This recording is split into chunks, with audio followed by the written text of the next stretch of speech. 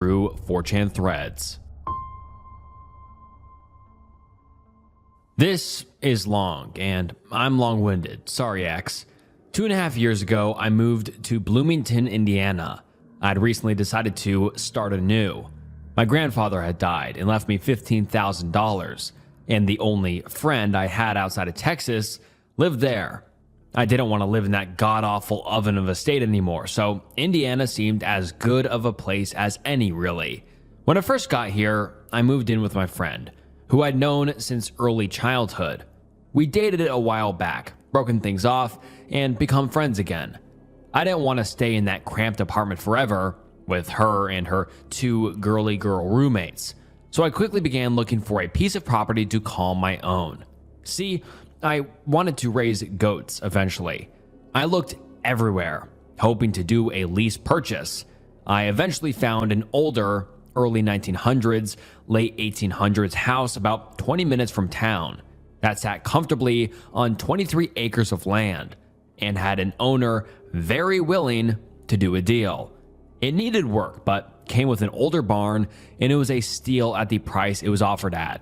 I gave the woman who owned it $10,000, signed a lease purchase, and moved in a few weeks later. A week after me, my friend moved in. It was cheaper living with me than in her apartment. This was about 2 years ago. Picture unrelated. Immediately, we noticed some odd things. The woman we bought it from, who lives about 3 miles from here and we're now sort of friends with, wouldn't tell us much about the history of the house. Only that it was old, had been vacant for 2 years, and that it was 100% as is. She also would not go in the house more than necessary, nor would she walk the back 15 acres with us, which is all woods, or go into the barn. The few neighbors who had been there for more than a few years were a bit surprised we bought the place, but weren't as freaked out about it as the prior owner. I assumed it was because of all the work the property needed. There were 2 broken windows, most of the doors jammed, it needed some new wiring, 1 step was broken in the stairs, etc. Within a month, the place looked brand new. We shined the hardwood floors, painted the walls, replaced broken windows, and fixed the doors. It looked like a historical home. There were some oddities though. Like I said, first I noted that the attic's walls were 100% unfinished, aside from a few barely hanging panels of drywall. Yet the steps in the floor were carpeted, and someone had wired the upstairs for cable and telephone. We don't get cable out here, so why someone would do that, I don't know. One of the drywall panels had a drawing from a children's book from the 1960s or so, I'd say, nailed to it, and it had been colored over. It wasn't anything creepy, and looked like it was from Alice in Wonderland, and the child had just filled in the lines. The original drawing was black and white. However, it was nailed to a much newer piece of drywall, 4 to 5 years old, and there had been no children in the house for much longer than that. The board also had ripped edges from other drawings on it, and several children's handprints in blue and pink paint. I didn't think much of it at the time, and still don't classify it as 100% paranormal. Strangely, the attic's lights, it had several, did not work. In the crawl space in it, there were 2 that I found immediately, did not have floors, just drywall covered in carpet, which I really found fucking bizarre. This also killed me because I crawled in one and almost fell through the ceiling. The attic soon became my project, especially as winter set in and the house became drafty. I was 100% convinced at the time it was the attic. I ripped up the carpet first. The carpet did not have padding under most of it, only about half the attic, and there were unfinished hardwood floors beneath it. Under the side that didn't have padding, there were what looked like chalk lines under the carpet on the wood, but they'd gotten smeared over the years, and I assumed the same children who left me the handprints and drawing had played with chalk one day. Now, I just find that sort of unnerving. I then went about finishing the floors in the crawl space and repairing the damage I did when I almost fell through and wiring the attic properly. I didn't know it didn't have lights until I tried working up there after dark one night and the lights wouldn't come on. To do that, I removed most of the drywall, as I wanted a few plugs up there. This didn't include the board with the handprints. Now, it's worth noting that I can't smell shit. I grew up on a farm, and I've smelled blood, rot, and feces regularly since I was born. Unless an odor's truly overpowering, it just doesn't really bother me. Until I was done with the wiring, my roommate hadn't ever been up in the attic. When she went up there once, she immediately told me something smelled and tracked the odor down to a piece of drywall with the handprints/drawing. I humored her, removed it, and was unpleasantly surprised by what I found. A dead, rotting cat. It hadn't been there more than a couple months, although the attic had been sealed. No openings large enough for a cat. The only door up to it had been closed. I didn't think much of it though, and threw the cat out. After scrubbing the space, I replaced the drywall, finished the walls, and considered it a day. My bedroom is unfortunately located when you go up the stairs. If you turn up left, you come to my door within a few feet. My room's the biggest, about 40% of the upstairs living area. Unfortunately, it also has the only door to the attic in it. If you go the entire length of my room, you come to a small hall at the end. And if you turn left again, you've got my attic. It's hard to describe, really. This unnerved me a little, especially after I began hearing thumping noises above me, usually at night. At first, I assumed it was a rat or something of the sort. Come in for the winter. I'd never heard the noise before then. After it got bad one night, it sounded like something was hopping around up there and getting into the things I'd stored there. I went up there to see if I could find the little bugger's nest. I knew it wasn't the walls, as I just recently put most of them in. I checked the floor, even ripping up one board, which looked damaged. Nothing but dust and a few marbles. I assumed the children who'd surely been up there lost them in the floor somehow. Eventually, I began checking the walls for any hollow spots, after the noises got progressively louder. Eventually, I found one, behind the only piece of drywall I hadn't replaced. Behind it was another crawl space, this one finished with a floor. I didn't find anything in it, nowhere for the rat or whatever to hide. However, it was abnormally cold.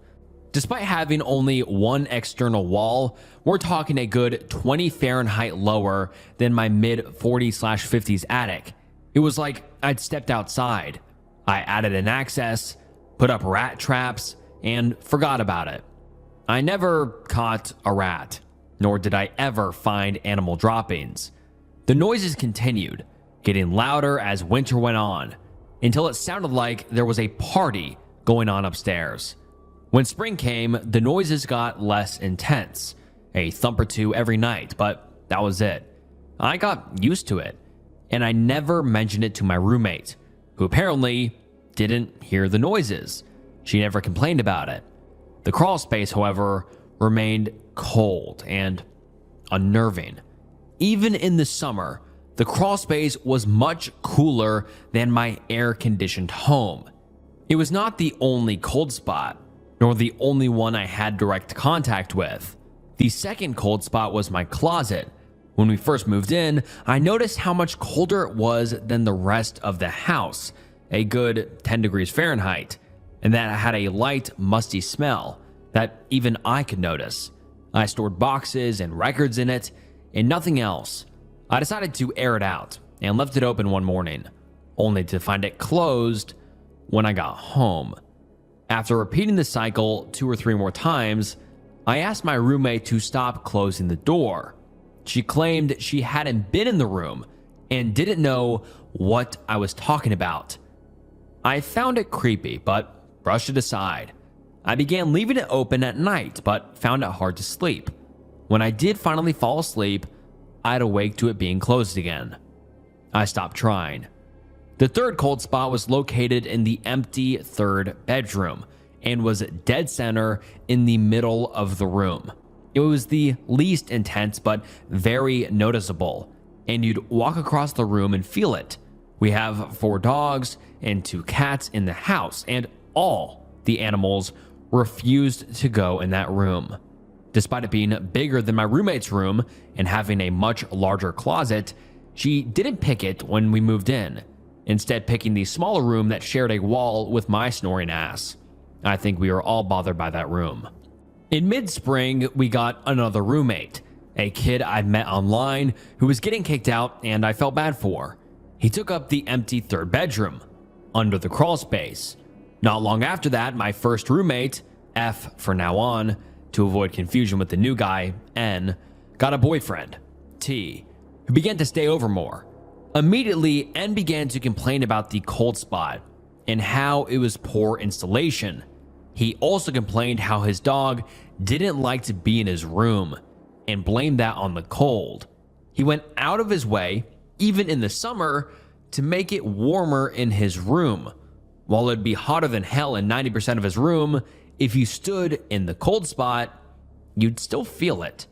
He also began complaining of a tapping noise in the ceiling, which he said sounded like fingers rapping on a desk, and blamed on a rat. I was glad someone else heard the invisible rat and tried in earnest to find the fucker again. We still never found it. Meanwhile, I bought 11 more acres from a neighbor, directly behind my property. This was largely woods, with a small stream running through it. By now, I was trying to fence in my property so I could bring my horses.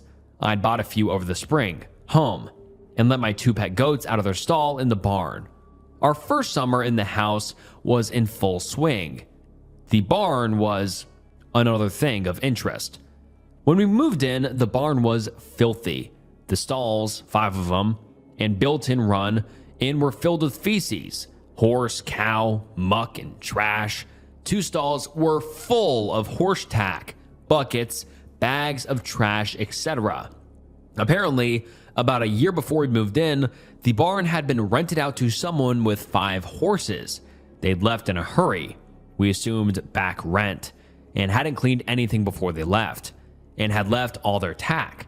What we first assumed was a treasure trove of unclaimed belongings soon just became a hassle, and abnormally thick, literally an inch in some places. Layer of dust was over everything, making it so we couldn't even tell what most of it was before we cleaned it. It took so long to clean things, and so much of it was trash, that a lot of things just went into the trash. We did get some very nice bridles and a saddle out of the mess, which we thought was odd. The stalls were cleaned, and the main room was also cleaned. The main room also had the thick dust, which was actually worse. We first thought it had a dirt floor, until we discovered it was stone underneath. The stones/bricks were very old and very dirty. Some had numbers and letters carved into them. Eventually, we got 2 goats, which we kept in one of the stalls. The rest of the barn remained empty, and as I said before, there was no fencing. While working on the fencing, we began to notice our progress was being hindered. We'd put in 24 poles a day, woke up the next morning, and a quarter of them would be knocked over, laying sometimes feet away from the holes. We assumed it was just pranksters and went on regardless. Soon, we had the actual wire up. It was then that we realized whatever was destroying the fence was a determined motherfucker. We'd come out one morning and entire sections of wire would be broken, meaning we'd have to redo hours of work. It was then that T, my main helper for the fence, said roughly the following. Probably not an exact quote, but it goes as follows. "It's gotta be kids. It's not like deer are doing this. I've never even seen a fucking deer out here." I realized then that I'd never seen any wildlife out there either. Nothing big anyway. Our neighbors' lawns were full of deer, and we'd occasionally see one in the back acres, especially around the stream, but never anything around the barn, house, or in the fields. Not just deer either. Birds, raccoons, even dogs. Nothing ever came around. Eventually, we got the fencing up. bought the horses home, and life was normal for a while. N began acting oddly. Although he'd always been the lonely neckbeard type, this coming from a man who actually sports a neckbeard, he stopped coming out of his room, aside from using the bathroom and occasionally eating, and refused to go outside.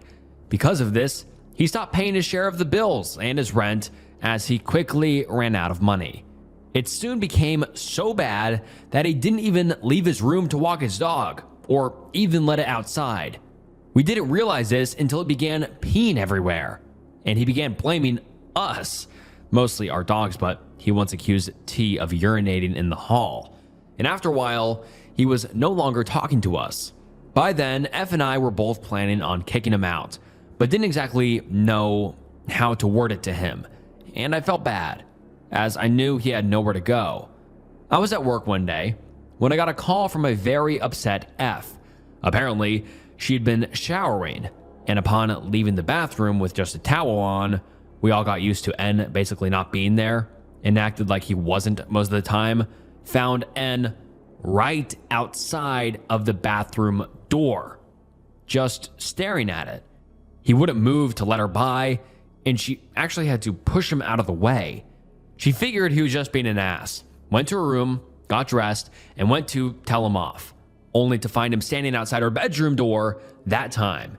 He wouldn't speak to her or move again, and she was a bit worried he was up to something. She wanted me to come home. I did and asked him why he'd done that. He refused to speak, but did message me over MSN and basically told me he hadn't done it. I believe F, as she's never lied about shit like that before, and that I was an awful person because I lived in the country and had bad internet and didn't walk his dog for him. I gave him a week's notice to get out then and there. He left exactly a week later without saying anything and took all our pillowcases when he left.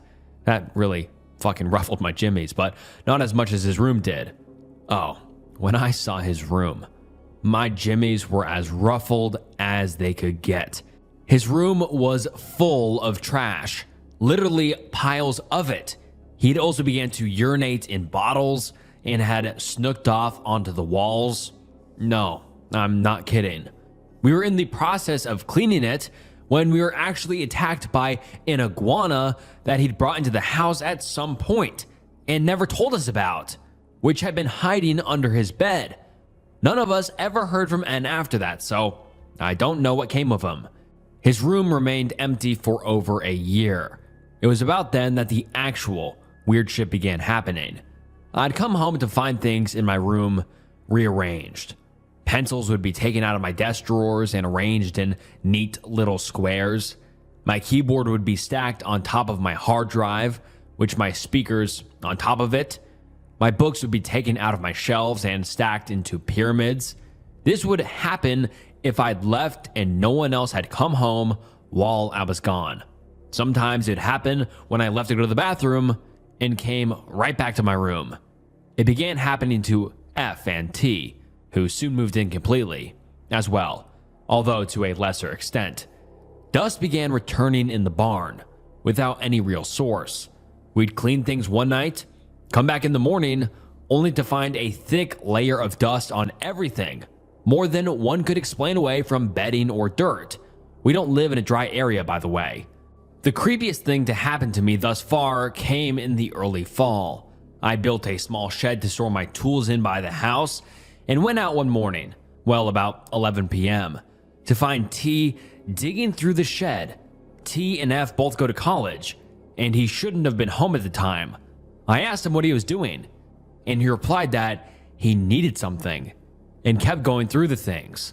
I noticed him leave with a pair of garden shears and a pickaxe a few minutes later, and thought nothing of it, other than he was probably high. I didn't see him for the rest of the day, until he came back from class with F. He told me he'd been at class all day long, and the reason his car hadn't moved was thanks to carpooling. One could argue he'd lied and snuck off at some point, but it really freaked me out. There's no chance in hell the guy I saw run off with my shears and pickaxe was not him. And if it wasn't, he's got an identical twin out there somewhere. I didn't see either tool again for months. Midwinter, I went out to find my shears wedged between two of the front porch boards, just hanging out. The pickaxe has yet to be found. No, I don't know what they were used for. My shears were in clean, oiled condition when they reappeared, and didn't look any different than when I'd first seen them. I never noticed any holes or trimmed bushes on my property. Not long after, we began stocking up on hay for our horses over the winter. This was before the shears reappeared. We never used our hayloft before, as we'd only had about 20 bales of hay at the time, which we stacked downstairs. We were busily putting hay up there with the help of some redneck friends, when F, who'd been up in the loft stacking hay, fell out one of the portholes on the side of the barn. She ended up with a badly sprung wrist, and is probably lucky that's all that happened. We assumed she tripped or slid, but she was horribly angry when she got down there, because she thought one of us had pushed her. Only one of my friends had been up there, and we, myself and my other friend, could both see him at the time she fell, and he was nowhere near her. To this day, she insists someone pushed her. It's worth noting that the stacking / rearranging of items was still going on at this time, and had moved on to fruit and other small items downstairs in the dining room and kitchen. We'd also begun finding stray marbles around the house. Winter hit, and it hit hard. When we got the first snow, we got a few inches of it, and caring for the horses became more of a hassle, with blanketing and such. I kept 2 chickens at the time, who had free range of my barn during the day. One evening, I went to put everyone up, and the chickens were both gone. I searched everywhere for them, and never found their bodies, blood, footprints of them, or any other animal, or even a feather. I still have not found them. By the time I got back from searching the nearby area, it was already dark out. It hadn't been when I left, so the lights in the barn had been off when I left. Now, however, they were on. I first thought that F or T had come out and turned them all on, but there was no footprints other than mine and my dog's, and I didn't see their cars in the driveway. I figured I'd done goofed, and went about my routine of putting food in stalls, cleaning up last night's shit, and filling water buckets. Now I've got a draft horse. He's big, he's fat, and you don't fuck with his feeding routine. He'll literally tear apart a barn if he doesn't get his food, and he's never late for a meal. Hell, most of my horses aren't. Not one horse was at the run-in, waiting to be led into their stalls. The goats who'd been given their food were nervous and not eating. I was worried at that point that someone had been messing around the barn, and possibly stolen the chickens, and maybe done something with the horses. I grabbed a ledge rope, went out into the dark and snow-covered pasture, and began calling for horses. Still, no one came. Hell, my dog hadn't even followed me out into the pasture and was staying in the barn this time. I felt very alone all of a sudden, but as if someone or something were watching me. I trudged on, jumpy but determined, and eventually found 5 very jumpy and upset horses in the back corner of the pasture. None of them wanted to come to the barn, and I literally had to drag one back.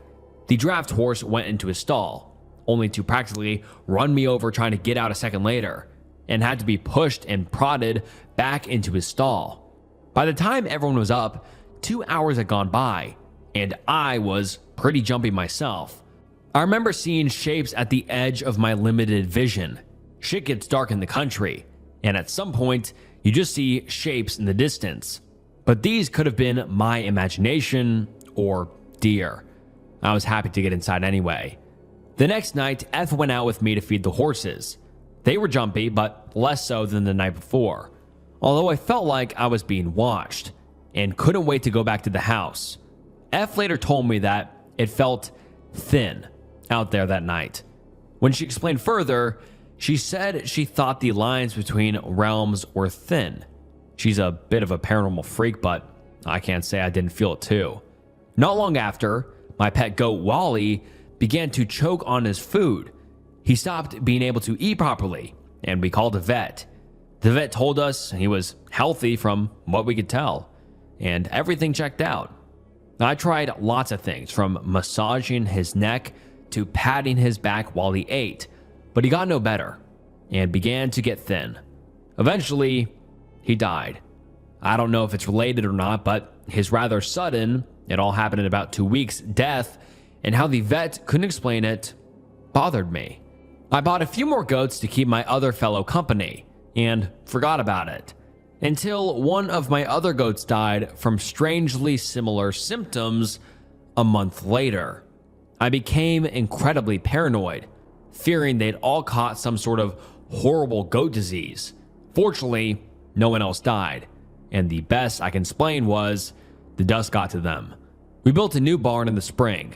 This is the third winter here, so I was probably wrong about my earlier estimate of 2 years. It's been a long day. 3 makes more sense when I honestly think about it, and suffered no more deaths, as said before. The horses also began to perk up, acting less skittish in general. We no longer used the other barn. When I last went in there, the dust was back to an inch thick. We don't even store things in there, and our new barn does not have these problems. Unlike the winter before, things didn't get better with spring.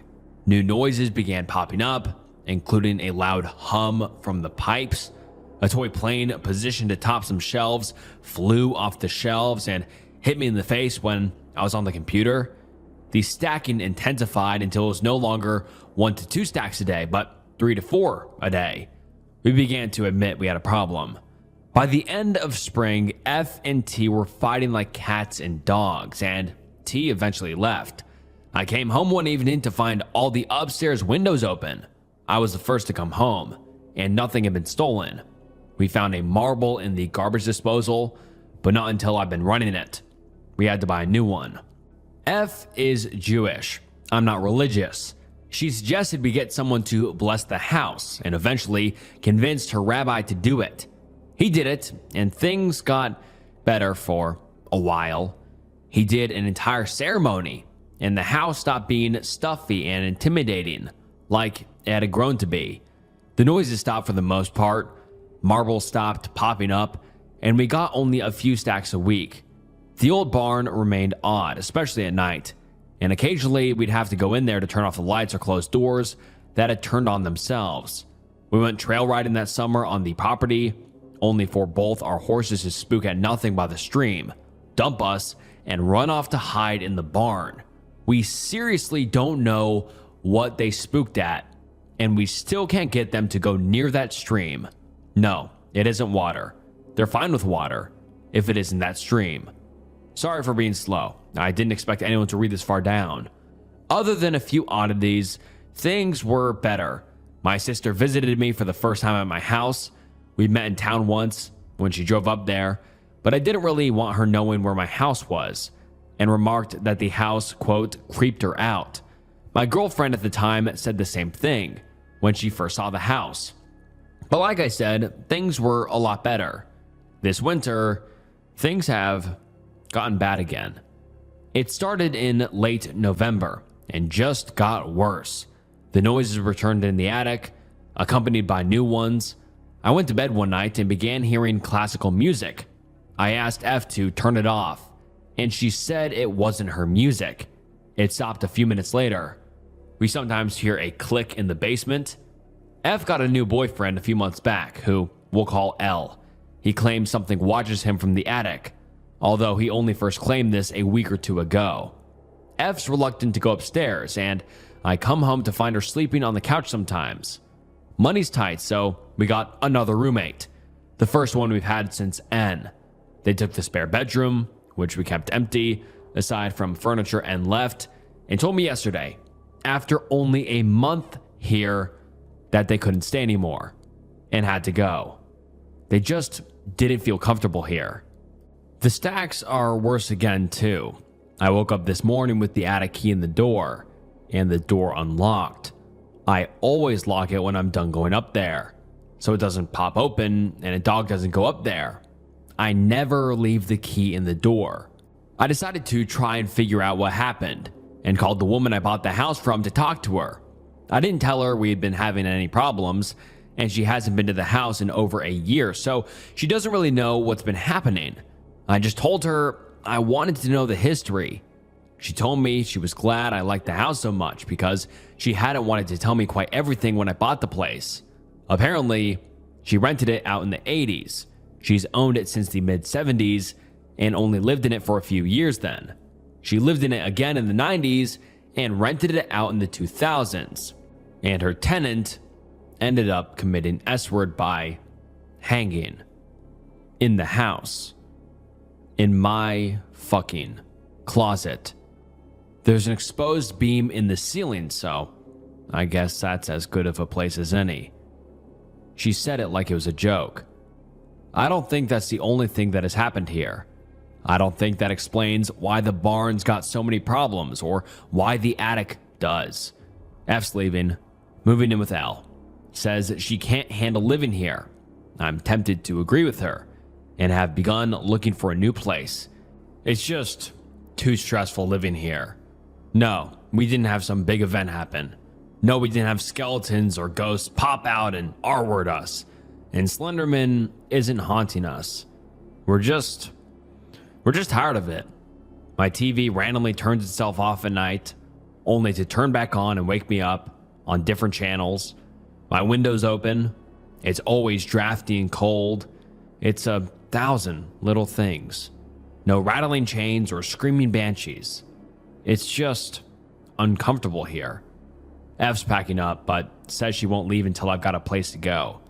The new roommate, we'll call him A, plans on leaving Tuesday. I'm considering taking a job down in Kentucky, and I'm driving down there to look at a house Monday. It's new construction, and I think all my houses from now on will be. Congrats to those who finished it. Yeah, I know, it's long and boring and lacks a good end. I just thought you guys may like to read it. If you have any questions, I'll stay up and answer them. I'm not sleeping tonight anyway. Thumping's too loud. Oh, and did I mention the attic lights went out over the fall? I've tried fixing them 3 times, but they won't work anymore. And nothing I do, or the professional electrician we hired did, fixes them. And then some people start asking some questions. Someone says, have you tried leaving a sound recorder on in the paranormal hotspots overnight?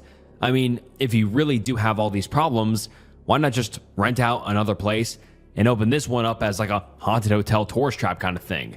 Just an idea.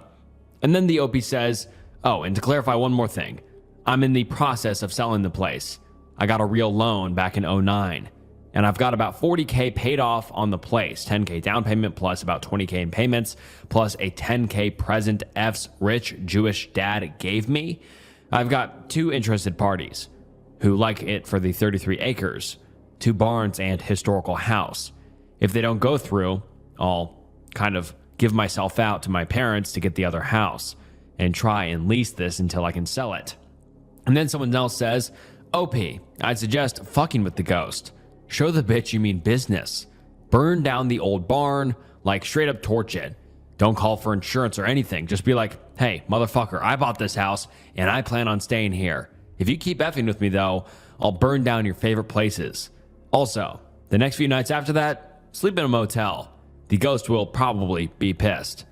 I checked local historical register for something happening in that house in 1933. It is long known that CAPTCHA is prophetic. Someone else says, great. This makes me kind of nervous to move into my new home. My fiance and I just bought a home a few states away. It's an old Victorian and a fixer-upper. I mean, a real fixer-upper. It was a good story, had me intrigued. Also, despite there not being any real big ending, it was good. Thanks for keeping me entertained while I wait to go to bed.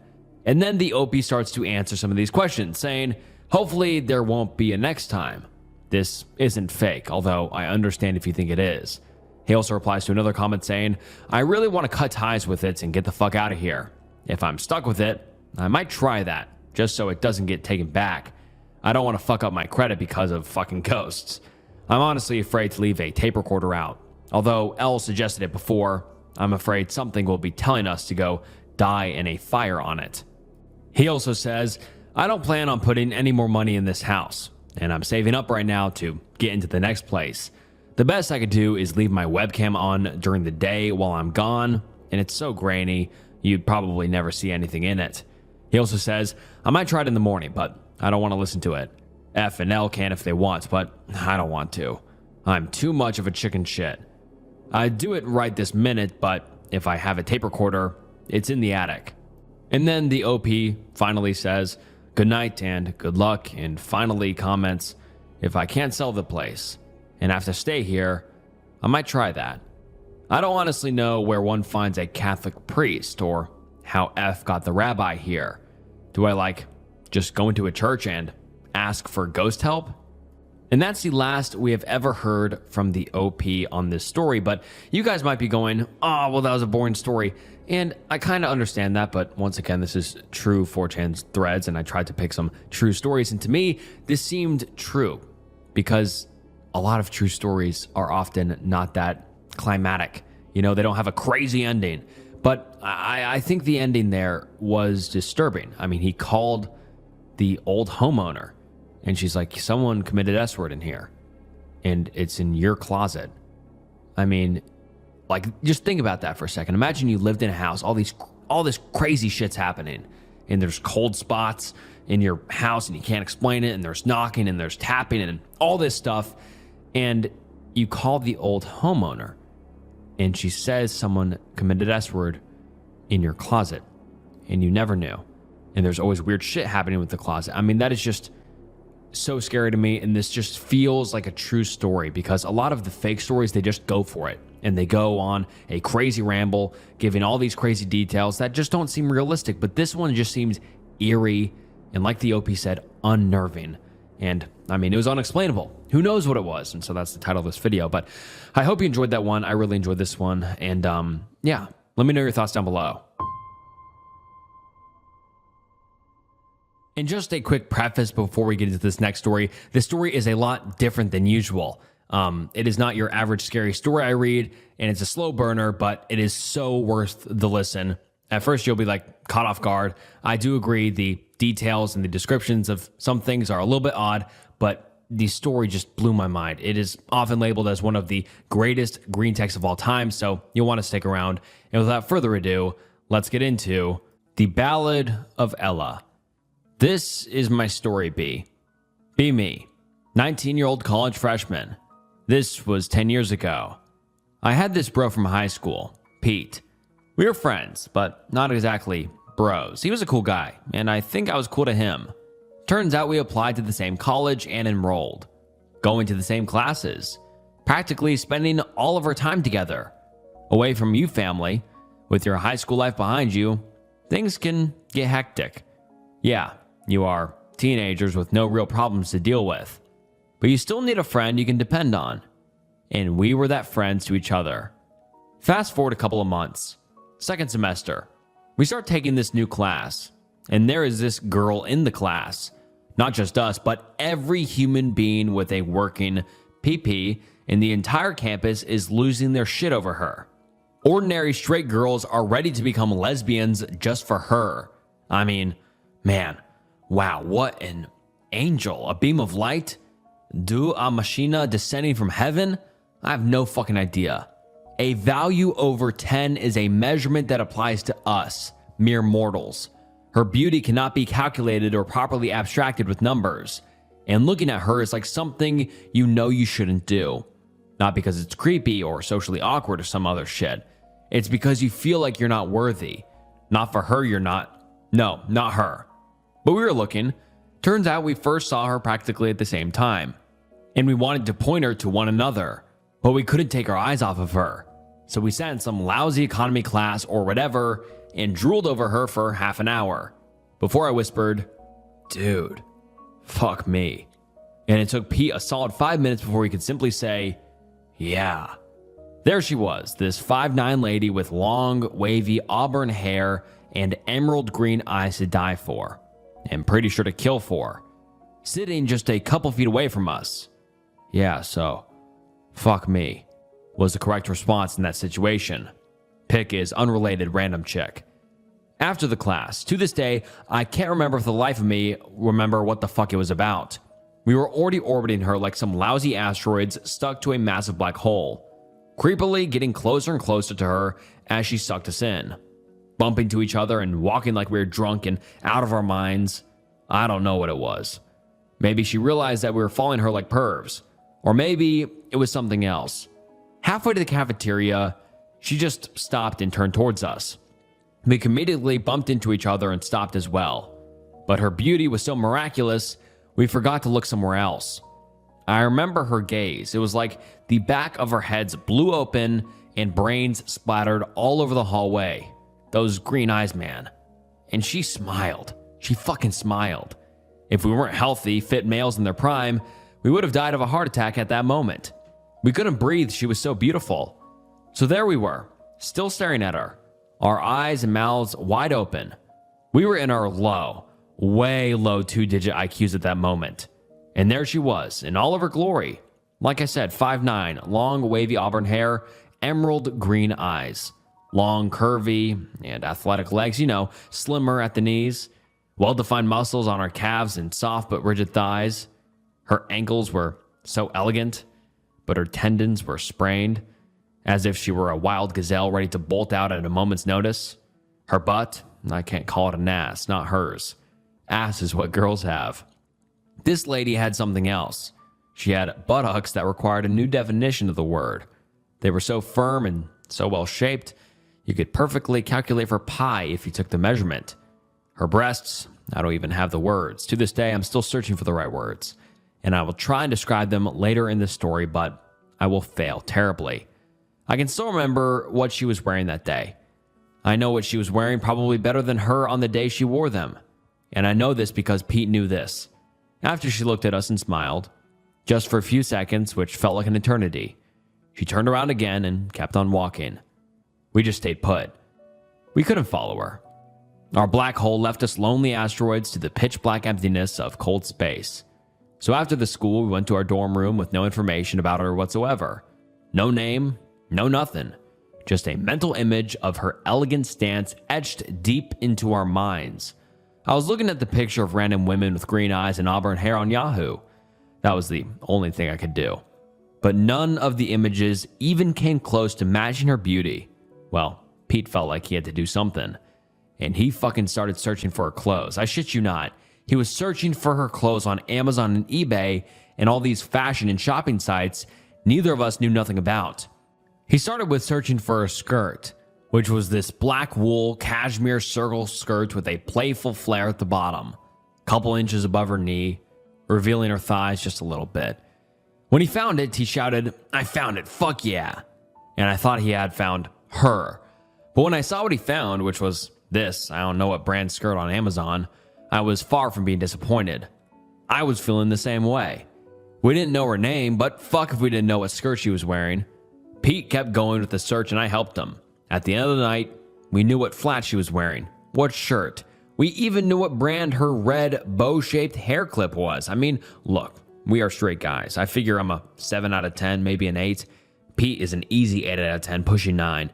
We were both fit. We don't have ugly pimples on our faces or anything. We were both very decent. We were not short, chubby.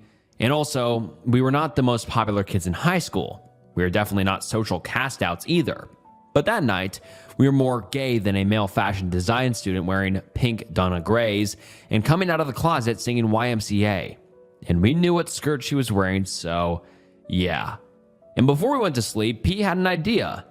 That motherfucker had the most excellent idea. He knew he needed an extra something if he was ever going to talk to her, let alone date her. So he decided he should start learning about fashion and use his knowledge as a conversation starter. Meanwhile, I was feeling like I could go to Mars with a new Apollo mission, or save the world from a new regime all by myself, and still wouldn't be able to impress her. I was a hopeless F-slur. Next morning, the first thing Pete did was to enroll in a class on fashion design. Pete didn't know if this tactic was even going to work. Pete didn't know if this magnificent creature would speak fashion with him. But he had hopes. Meanwhile, we were both unable to speak to her. We were a bunch of beta F-slurs, scared out of our minds. but we learned her name from a friend. Ella. Ella was her name. Pete didn't want to waste his chances in leaving a perfect first impression with Ella. Well, the first impression both of us have left with us standing in the middle of the hallway, staring at her like we were a bunch of R-worded perverts. But speaking to her was a different matter altogether. I figured if Pete had no chance of talking to her now, how could I? Besides, Pete was so into zone. I didn't want to compete. Not that I could, or so I believed. Fast forward a couple of weeks. Pete, as a freshman, knew more about fashion than seniors knew about economy in our department. He was spending his nights browsing fashion blogs. Every night, he would come to our room with a list of items she was wearing that day, studying her taste in fashion. Pete told me that this could actually work, since while a lot of the girls on campus dressed like trailer trashes, Ella was always amazing in her choice of clothes. Our room was filled with editions of Vogue and GQ and shit. A couple of friends have seen our stash of fashion magazines and joked about it. So we made a lousy explanation of how they were quality snooking it material and got away with it. One day, Pete woke up and turned to me. "I'm ready," he said. Like Neo saying, "I know Kung Fu." I said, "Show her." Anyways, Pete decided that whatever she's wearing that day, he felt like he could intelligently talk to her about her clothes. After the economy class, I wished him luck, and we parted ways. An hour later, he found me. I asked him, "How did it go?" I don't know, man. I really don't know. I mean, I might as well have done great or fucked it up completely." "Why?" "Look, we talked about fashion for an hour." "So you talked for an hour? That's great, man." Damn, we were beta F slurs. "Yeah, but what if she thinks I'm gay?" I started laughing. Pete had a point. Straight guys don't usually talk about fashion. Certainly not about women's fashion. Suddenly, Ella comes out of nowhere. I froze. Pete looked at me and understood that Ella was coming our way. "Hey, Pete." And I heard Ella's voice for the first time. She had a crackly, deep voice. Kind of reminds me of Scarlett Johansson now. A lot of people don't think that kind of voice is flattering, but if you found me a soprano that sings Agnus Dei, I would have told you, shut that woman up and let Ella sing. "Hey, Ella," said Pete, his heart probably skipping a couple of beats. I remembered now. I got it from Anthropology. I have absolutely no idea what she's talking about. "Oh, thanks." "Don't mention it. It's from last season, though. I don't think you could buy it for your sister, but they might have something similar." "Oh, well, thank you for telling me, Ella." "You're welcome. See you around, Pete." "See you, Ella." And we watched Ella walking away from us gracefully until she disappeared in the distance, still looking at her general direction as if we could still see her. "Dude, your sister is 7. Yeah, I know. Yeah, I know she is." "Yeah, I know. Magnificent." A week later, Pete had another idea. In order to not look like a gay couple, he suggested that we develop this manly handshake and establish that we are in fact bros. Like a bunch of idiots, we stayed up all night, working out this complex yet subtle, or so we thought, secret handshake. Our stupidity was at an immeasurable new height. Pete was chatting up Ella little by little every day, but he was afraid of becoming a gay BFF and lose all chance of dating her. So he requested me to approach them tomorrow at some point mid-conversation and apply the handshake. Okay then. After our economy class, I gave Pete some time, then joined them in the cafeteria. As I approached them, Pete saw me coming, excused himself like a true boss gentleman, and we started acting out this ridiculous handshake in unison. I mean, it was absolute bullshit. Hands and fingers everywhere, clicking and fist bumping and doing other various stuff. It was like the douchebag version of Cirque du Soleil. Halfway through, yeah, it was that long it almost needed an interlude, Ella starts laughing her ass off. She was laughing like a crazy person. We freeze. The blood drains away from Pete's face. Pale as fuck. We realize that we just fucked up. We fucked up immensely, and we force ourselves to turn and face Ella. She's trying to silence herself, still laughing. Pete and I still holding hands like idiots. She tries to apologize for laughing, but then she starts laughing even louder. We look around and hope that no one other person has acknowledged how dumb we look. Fortunately, No one other than Ella is laughing, but Ella is still laughing. Pete has this is how we die face. I'm all good. Ella's laughter finally dies down, and we're looking at her like rabbits caught in headlights. Guys, I know you're not gay. And she starts laughing again. Pete looks like he's about to shit his pants. And I don't know what it was. Maybe I started losing my nerve. Or maybe it was like a chain reaction to Ella's laughter.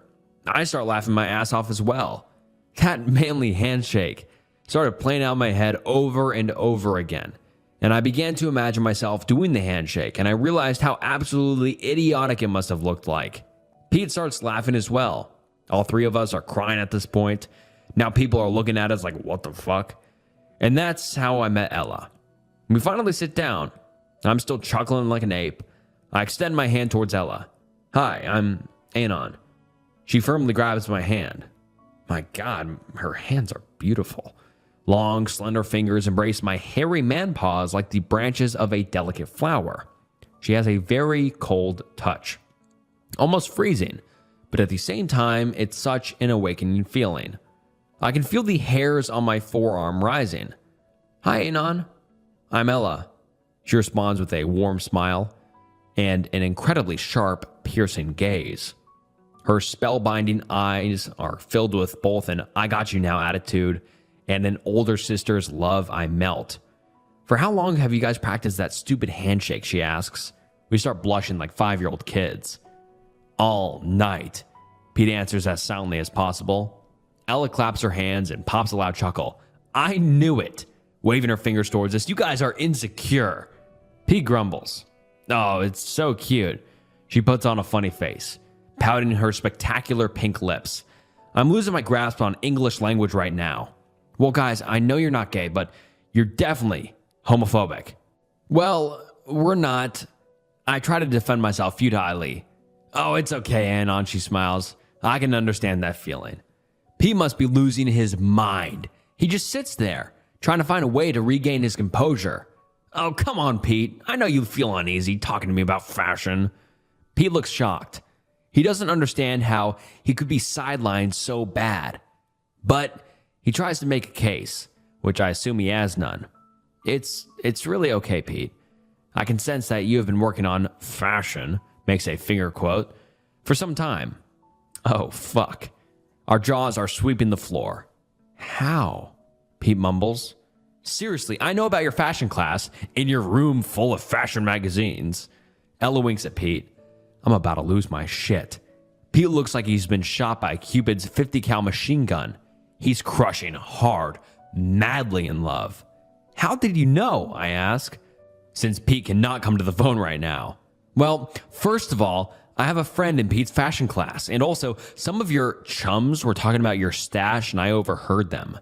Pete silently mouths, fuck me.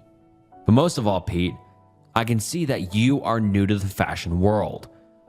Where did I go wrong? Pete must have been losing his hope at this point. Well, a fashionista, how can I put it, must look more fashionable, don't you think? Ella was right. Granted, Pete didn't walk around wearing shitty flip-flops and baggy sweatpants, but he wasn't actually a fashion icon either. Pete looks like he's about to burst into tears. Besides, your fashion sense has no context. A person who is deeply involved in any subject always speaks in some form of context. As Ella talks about Pete's failure, I feel both incredibly sad and incredibly turned on. Maybe I'm not from a family or a place where there were a lot of smart women around, and maybe I was just a dumb, homophobic, or maybe even sexist fuck. Who thinks all women learn about everything in life by furiously banging Ken and Barbie dolls into each other in their childhood? But I'll be damned if this magnificent woman isn't smart. Hey, it's okay, Pete. Ella sees Pete cringing like a puckered behind. I know why you did it. You have nothing to be ashamed of. Pete lines up like someone stuck a needle full of adrenaline into his chest. Meanwhile, I'm lost in Ella's eyes, studying her beautiful face as she talks. So I'm gonna give you a chance. Go ahead. Ask. Ask what? Pete shits the bed. Ella tilts her head and gives him a really face. Pete comes around again. gains his composure like a champ for the first time during the conversation. Well, do you want to grab a cup of coffee with me after school? Ella smiles at him and playfully nods with her eyes closed. I would love that, Pete. And she chuckles. And I sit there like a F-slur thinking of asking, can I come too? Ella is beyond words to me. I feel stupid and powerless near her. Thank you. Pete barely makes any sense. I can't imagine being in his place right now. Getting the green light from Ella after believing that he fucked up so badly. Ella laughs playfully and changes the subject. So we sat there and talked about our lives and how we knew each other for an hour. And I was able to get to know Ella, even if it was just for a little bit. But it was an amazing experience. A couple of weeks later, Pete and Ella were a couple. I've never seen Pete so happy. He was over the clouds all the time. The guy was out of his mind, counting seconds for their next date every time he kissed Ella goodbye. And I was happy for my bro. But at the same time, I couldn't help but feel uneasy every time I saw Ella. Ella was still the most amazing woman I've ever seen in my life. Nothing came remotely close to matching her beauty, not to mention her wits. And speaking to her was more fun than I could have ever had, doing anything. And I was trying extremely hard not to fall for her. I owed it to my bro and to myself. Fortunately, Ella came to my help. She introduced her friend Nicole to me. Nicole was the girl in Pete's fashion class, the girl Ella was talking about. Nicole was an incredibly beautiful girl. She was this amazing redhead, 5'6", big soft breasts, nice curvy body, pale blue eyes, cute little freckles on her face.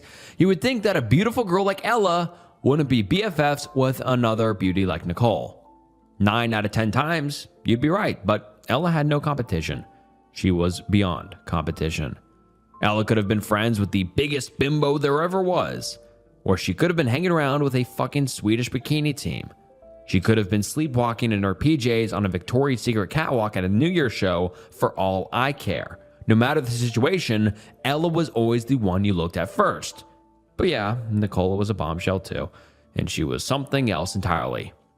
The four of us started hanging out together, started going to parties, hanging out after school, going to the movies, and slowly Nicole and I got very close. She had an amazing sense of humor, knew a lot about subcultures and shit.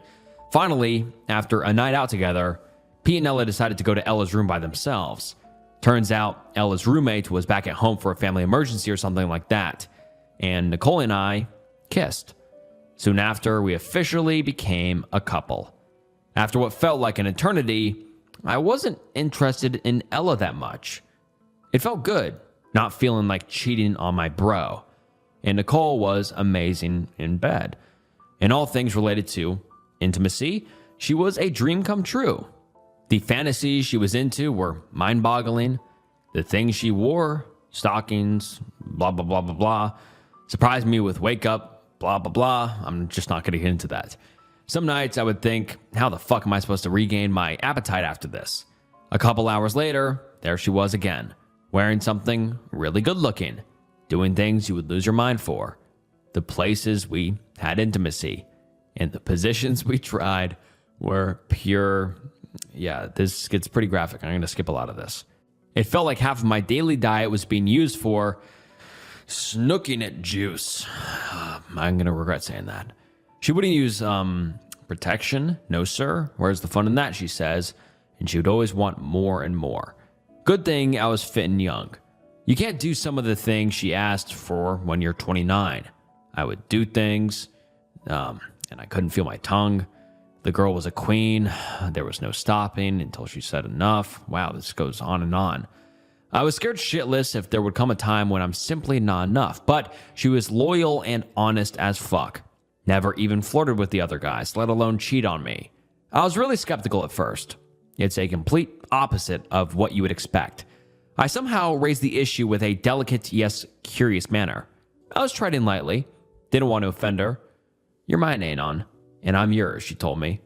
Nothing will change that until such a time comes that we both decide otherwise, she would furiously declare.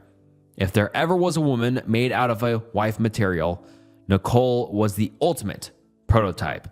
Her understanding of a relationship was beyond belief, and her connection to me was unbreakable. She was so incorruptible. She would straight up hit the guys trying to chat her up in her faces. You come near me again, and I swear to God, I will use my entire boyfriend like a retractable baton and fuck you in the ass with him. That's an actual fucking quote I heard her shout at some poor kid. Holy shit. And there I was, standing like a beta F-slur who just won the lottery. My diamond, hard, whatever, pulsating to her commanding voice. Jesus. Then she kisses me like there's no tomorrow, finds an empty room in a house full of partying people, hangs my sock on the doorknob, and does her thing. Yeah, that was Nicole in a nutshell. So I've never imagined there would be trouble at the Paradise, but come summertime, something else happened. My dad asked one of his old friends in LA for an internship position on my behalf.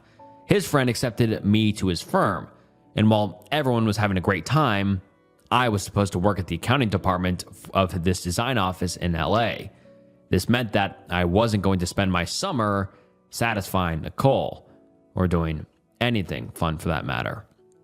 Before she went to the airport, Nicole kissed me as if we weren't going to see each other again, like ever. You don't forget who you belong to, mister, she told me with tearful eyes. I won't, Nicole. I promise. Man, the love and care this girl had shown me was something else. Even though I told her numerous times that I loved her, and I meant it, I had this feeling that my love for her didn't even come close to what she felt towards me. You take care of yourself, you hear? And she left, hesitantly walking backwards to her bus to the airport. Pete had already gone home previous weekend, so I was all by myself, walking around in this college ghost town, on my way back to the dorm, wanting to pack my stuff ASAP and get ready to my flight to LA. And there she was, walking towards me. Ella. Hey, sup, Anon? She greeted me with a warm smile. Hey, Ella, I just sent off Nicole. Ah, you guys, she cried, right? With a snappy laugh. I know she cried. Ha, well, you know her, right? She loves you, Anon, that's why. Ella reached out and stroked my arm, showing that she cared. For the first time in quite a while, I suddenly felt a jolt, a rush. It was like the time when I first saw her up close. As her cold hands brushed my skin, my pupils dilated, like the first sip of a morning coffee. A surge of a small dose of adrenaline hit my body. I quickly broke out of her spell. I had to. So, where are you off to, Ella? Oh, I'm leaving tomorrow morning, off to see my parents in LA. What? We might be on the same flight. That was the most S-word neutral thing I could think of at that time. You serious? What are you doing in LA? Ella asked with a delighted curiosity, her big green eyes glimmering with excitement. I have this job my dad arranged for me. I'm not exactly going there for a vacation, I pout. Ah, don't worry, Anon. I'll keep you company. It will be fine, I promise. Cheerfully reassuring me. My heart skipped a beat. Before I could say anything. Oh, look at the time. I gotta go now, but hey, see you in LA. If not earlier. She winked at me. She waved and started walking in the other direction. After mumbling some non-intelligible verbal expressions like, hey, yeah, what? Oh, I waved at her and watched her disappear around the corner. And as I was trying to make sense of what just happened, Nicole's teary-eyed face kept coming into my mind. I felt like a complete asshole. What the fuck am I so excited about? I mean, Ella is my bro's girlfriend. She's best friends with my girlfriend. What am I thinking? Why am I suddenly feeling awkward again? I tried not to think about it and started walking away. The next morning was even harder for me. We were on the same bus to the airport, and when it was time to check in for our flight, we were side by side. Naturally, you can't ask to be seated elsewhere when the person you're trying to avoid is right next to you. I couldn't believe that I was thinking about being seated elsewhere too. Ella was not only a friend, she was the only person I had to think of almost as a sister. I kept texting Nicole to make sure that I was okay, reminding myself of who I belonged to. I was scared because it wasn't helping at all, acting like everything is all right. I boarded the plane with Ella. After chatting for a bit with Ella, she fell asleep. After some time, I did too. When I woke up, her head was on my shoulder, and my head was on hers. Her fragrant hair was all over my face. She smelled of vanilla and berries. Her gorgeous scent was so enchanting. I started getting the strongest stiffy of my life. I was unsure about what to do. Do I slowly back off? Do I keep leaning against her head and savor the moment? What the fuck am I thinking? Why is this even an issue? Now, I know there must be a lot of you out there calling me a beta F slur, but if bros before hoes doesn't apply here, then where else? The only thing I was able to do was to raise my head out of her hair and sit upright as best as I could. I couldn't bring myself to pull away from her. Then, as if things couldn't get any worse, she mumbled in her sleep and put her hand on my chest, embracing me as if she was sleeping next to Pete. Her beautiful hand was lightly hanging onto my shirt. Her cold fingertips gently grazing my bare chest. This is torture. Pete's voice is ringing in my ears. I love her, man. I fucking love her.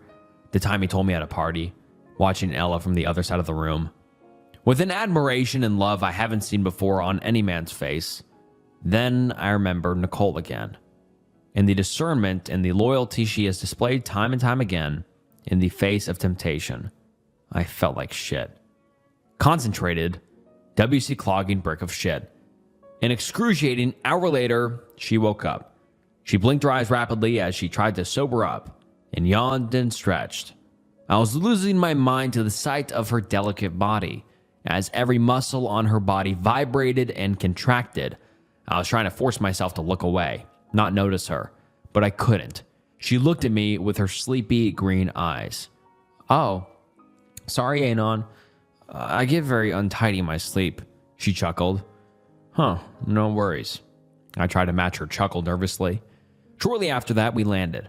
Her parents came to welcome her. She introduced me to them. They were nice people, really warm and welcoming. Her mom, after learning that I was going to be alone in LA, invited me to their place. I kindly declined their invitation, telling that my father has already rented an apartment for me. Well, next week, you must at least come have dinner with us then, Ella ordered. Okay then, deal. I accepted her offer with a million questions and ideas racing in my mind. Shortly after we parted ways, I called Nicole and talked to her for an hour, trying to remind myself of who I am, and texted Pete, telling him about Ella and I were on the same flight to LA. I hated myself for feeling that an explanation was necessary. Hey, Pete, don't worry, buddy. My thing down there, my pee-pee, wasn't fully erect the whole time. She was sleeping on my shoulder, sort of thing. It got hard only when she started stretching her muscles. It's aight. Fuck. I settled at home. Met people at work. It's boring, but it's okay. I'm in LA. Lots of things to do. Lots of free time when I'm not working 9 to 5. And it's only part-time, so I only work 3 days a week. A week later, Ella picks me up from work, and we go to her house like I promised. And everything went better than expected. Her parents are really cool. Lots of drinking, talking, joking around. She has a younger brother, Jake. He is 11. He is a nerd, but he is always handsome in the same way Ella is beautiful. Fucking little man is on his way to becoming a motherfucking 10 out of 10 alpha. I start talking to him. We hit it off really well. I start playing video with him in his room. Ella joins in. I'm like, what? Turns out Ella is a hardcore gamer. Then the feeling returns once more. Ella is sitting between me and Jake, and I'm trying to hide my stiffy under a N64 controller, feeling like I'm cheating on Nicole again. I start drooling as she kicks our asses in Mario Kart. Oh well. Ella rubs Jake's head, and she turns to me and winks. I don't know what you guys were expecting. I forget how to speak English as I see her smug face next to mine, her piercing green eyes, her sharp, pointy nose a couple inches away from me, her cheeks red like apples, the rush and excitement of the game, tiny drops of sweat rolling down on her delicate neck. My mouth is wide open. She starts laughing when she sees my dumb as fuck face. I only play adventure games, Monkey Island, such. I try to bail out. Oh, is that right, Mr. Thurpwood? Ella teases me. Oh, MFG, I'm about to die. Her mom calls us for dessert and coffee. I stay for another hour. Then her dad drives me back to my place. Next week, she called me and asked if I want to hang out. I was afraid of how fast I responded yes. She showed me the sights. We went to her favorite place, eating ice cream, hanging out in cafes and shit. About a month and a half into my stay in LA, I met a couple of her old friends. I could easily see that some of her high school boyfriends were still in her love with her, losing their minds over how lucky they are to see her once again.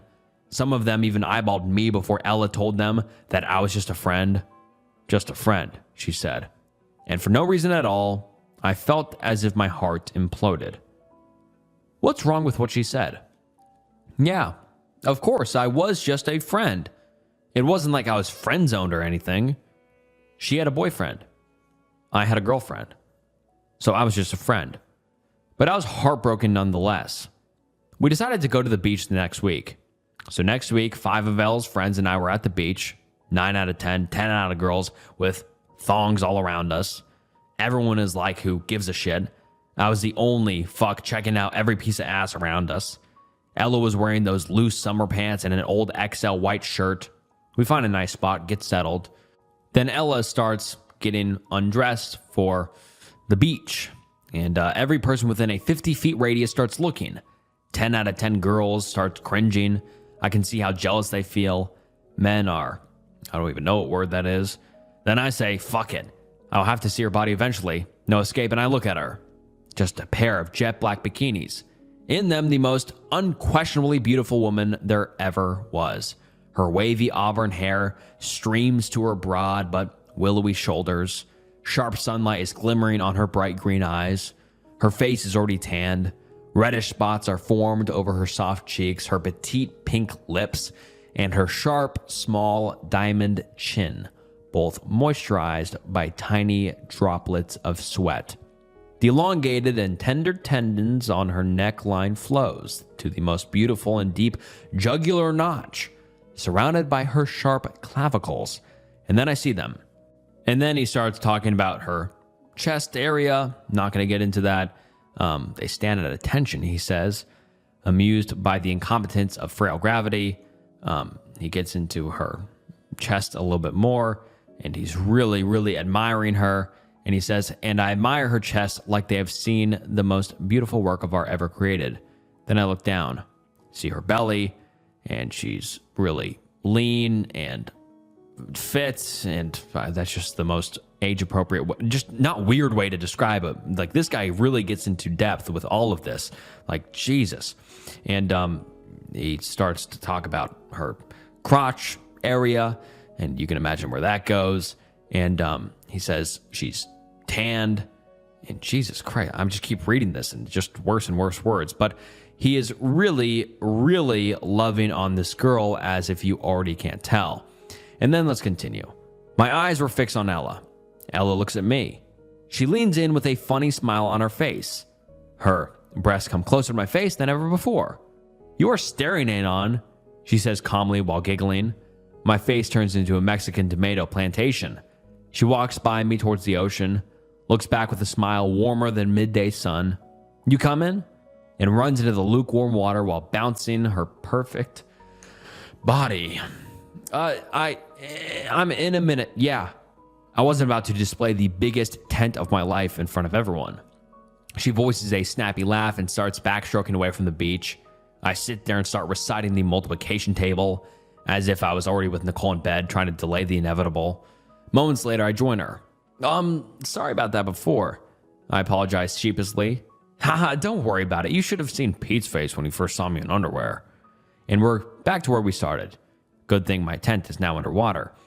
I try to speak, but all I'm doing is keeping my mouth open without saying anything. Ella is laughing hysterically. Are you serious, Anon? So serious how? Are you seriously thinking of me in my underwear right now? It comes and goes. What the fuck am I saying? Ella laughs and splashes water to my face. Come on, underwear boy, swim. She starts swimming. I have nothing else to do but follow her. A few moments later, she stops swimming and turns to me. Hey, did you, call Nicole? You guys talking? Yes? Buzzkill. Yeah, why? Good, you keep doing that. Then you can imagine me in my underwear all you want. Okay. She chuckles like a prankster and starts swimming back. My mouth was like a keyboard with coffee spilled all over it. I followed her back to the beach. I spent the rest of the day thinking about Nicole, thinking about Pete, and thinking about Ella. I really didn't have to think about Ella since she was suntanning her gorgeous body next to me. Before everybody went home, Ella asked me if I wanted to hang out with her next weekend. I accepted, naturally. After I went home, my dad called, told me to get ready for a trip. What? Yeah, apparently I was supposed to go to Hong Kong. Turns out my dad is more connected than I previously believed. I had just a week left to spend in LA. Then it was time for Hong Kong. After I spoke to my dad, Pete called. His voice was all fucked up. Told me that Ella broke up with her a week ago. Oh. I switched to bro mode and started calling Ella a bitch and whatnot. Dude, stop, he said calmly. She was right. This wasn't going anywhere. How? What? Look, Anon, I have nothing that I can offer to her. Pete started explaining. He told me how Ella was smarter than him and how it wasn't about relations or intimacy or being an alpha and all that shit.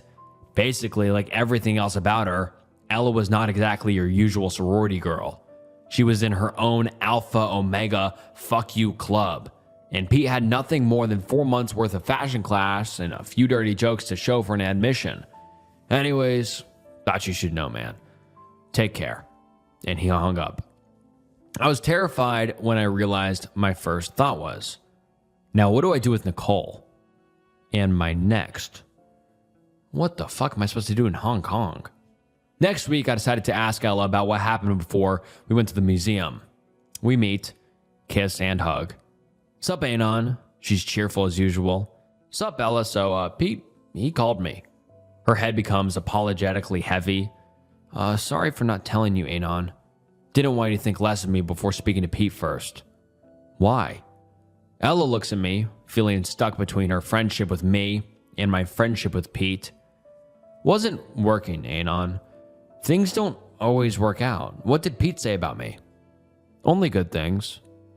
What did you tell him? Me? I was just trying to be a bro, I guess. Ella pouts.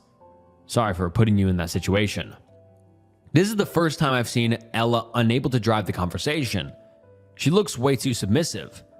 I feel bad. Hey, look, it's okay. It's not my place to say anything. I try to comfort her. Ella looks at me, almost waiting for my approval. Then I say, let's move on, shall we? Besides, we have a date. What? Ella blushes. I realize what I've just said and how it might have been so easily misunderstood. Okay. She doesn't push it and saves me from my own demise. We get inside the Natural History Museum and start wandering around aimlessly, without talking. Couldn't tell her that I was leaving for Hong Kong 2 days from now. Both our minds are elsewhere. We get to the prehistoric section, see the dinosaur skeletons, and no, they don't walk. Then we get to the early humans or some other stuff, I don't know. I don't remember why, but we stopped in front of this Neanderthal skull on display. We just look at it. Kind of reminds me of something. You know, this looks somewhat familiar, I say without looking at Ella. Ella doesn't say anything at first, and then she busts out laughing. She loudly cracks an evil laughter in my face of the fucking hall. She looks at me with a funny evil face, with a crackled, badly impersonated manly voice. I am a powerful demonic force. I'm the harbinger of your doom. Let me hear you scream in terror. I'm melting right now. I remember. She gives me a warm smile and starts laughing. I remember why that skull looks so familiar. She's fucking doing Murray from fucking Monkey Island 3. My life is complete. Everyone is looking at us like, WTF is wrong with these people? I get so excited my hands start shaking. Oh, I think I did it a bit too loud, she whispers as she keeps chuckling. You play MI3? I ask her, stammering. Oh, I love it, Anon. She grins. I figured you would remember Murray, you being the adventure gamer and all. I have nothing to say. At that moment, Ella stopped being a crush I could hardly admit to and turned into my life's goal I have no idea what to do with. We start talking about Monkey Island, then Full Throttle, Indiana Jones and the Fate of Atlantis, all LucasArts games, old school adventures. We were cracking jokes, impersonating key characters, acting out funny moments. It got to the point of singing theme songs. That's when we realized we were sitting next to a prehistoric animal in the middle of a museum, talking about weird games and such like nerds. Security is giving us funny looks. We laughed about it and decided to leave. It was getting late. Sun was about to set. Hey, Anon, come home with me. Have dinner with us again. Ella grabbed my arm and asked me cheerfully, I'd love that. And we went to her house once more. Her parents gladly welcomed me to their home. Jake was in a summer camp or some shit. During dinner, all we could talk about was games and anime, comics, the whole nerd 9 yards. Her mom and dad were giving each other smirky looks. I didn't care. I was losing my mind. Ella, the perfect girl. Ella invited me to her room, and that was the first time I've seen Ella's room. Anime posters on the walls, cute bed sheets with girly flowers and stuff, a whole bookcase full of vidya, her neatly folded clothes everywhere, a full repertoire of fashion Pete studied to understand for a whole semester, a cute and girly elegance, and a hardcore and tomboyish geekdom. The best of both worlds, if there was ever such a thing. I'm at a loss for words, I declare with my mouth wide open. Ella chuckles and playfully punches my shoulder. Shut up. What were you expecting? Wall-to-wall posters of some boy band? Huh. No, I love it. I look around with a huge grin on my face. Good, now I'm going to beat your ass in Mario Kart again. Sit down. As she forcibly seats me on the floor and in front of a small TV, huge amounts of cute hearts gush out of all of my bodily orifices. Ella goes over to Jake's room and brings the N64, and we start playing. This is heaven. She kicks my ass in Mario Kart again. We switch to SF. She kicks my ass yet again. Next, we try to split screen 007, and guess what? She kicks my ass again. She fires up the PS and starts showing me MGS. I've never played MGS until then. Yeah, don't judge, okay? She starts telling me about the story, going crazy excited, shows me the controls and starts watching as I fumble around, laughs at my stupidity and ineptness every now and then. I play and play, lose myself, immerse myself in the excellence of MGS, then I pause the game and realize that she has fallen asleep with her head on my shoulder. Her sweet vanilla and berry scent filling my lungs once more. She looks peaceful and happy. I quit the game and put down the controller. I gently embrace her exquisite body, putting my arms behind her back and under her beautiful legs. The thin veneer of her skirt rolls back, revealing her thighs. I carefully carry her to bed, tuck her in, just look at her, and appreciate her unbelievable beauty for a moment. It's 3 a.m. Her parents must already be asleep. I don't have any way of returning home. I turn off the TV and the lights, grab a pack of neatly folded shirts and use them as a makeshift pillow, and curl up on the floor. It's hard to fall asleep. The floor is too uncomfy. I hear shuffling behind me. I figured she must have been turning around in her sleep. Then I feel her hand on my back, then over my shoulder, and she rests it on my chest, pulling a thin sheet of blanket over both of us. Her small feet play around and curl up next to mine as she spoons me. I grab her cold hand and press it firmly against my chest. She mumbles and plants her face to the back of my neck, and I fall asleep, madly in love. The next morning when I woke up, she was still sleeping. During the night, we ended up facing each other. When I opened my eyes, I found myself looking at her angelic face. Her hair was all over me. Her hand was still holding onto my shirt, like the time it was back on the plane. I could feel her breath on my lips. I wanted to stay there. More than anything, I wanted to lay next to her forever. And I wanted to kiss her so much. But all I could think was Nicole's face. I carefully reached for my phone in my pocket. Nicole left me a text. Hey you, wanted to surprise you before you go to Hong Kong. I'm in LA. Call me when you wake up. I love you. Smiley face. Oh shit, I go pale. My mouth dries up. My heart starts beating to a fight or flight moment. I gently put Ella's hand down and back off without waking her up. I grab my things and exit the house without anyone noticing. I call Nicole. She tells me to meet her on Venice Beach. Grab a bite to eat on the way. Coffee to wake up. The moment I see her, I realize the mistake I've made. My hair's all messed up. I'm still wearing yesterday's clothes. I didn't even brush my teeth, and my entire body smells like Ella's perfume. It's too late. She sees me and starts running towards me and jumps in my arms. She digs her lips into my mouth, holds me tightly, starts kissing me. Then she slows down and then completely stops. Her hands and arms lose their grasp on me. Slowly, she pulls away. She gently pushes me back to take a better look at me. She sees the guilt and fear on my face. Her pupils dilate. She starts turning red. Her eyes fill with fury and anger like nothing I've seen before. Her right hand pulls back and flies into my face. It lands perfectly. My ears start ringing. My vision is blurred. She doesn't talk. I don't have anything to say for myself. I just stay there with half of my face completely numb. Unable to face her. Unable to look her in the eyes. She slowly turns around and starts walking. Looks back. You come in? She looks at me with tear-filled, mad eyes. I obey and start following her. We sit on a bench overlooking Venice Beach. We sit there for a few minutes before she finally asks me, "Did you sleep with her?" She doesn't look at me. No. Did you kiss her? No. She stops for a moment. I realize what's coming and it's too late. She turns to me with a face full of tears of anger.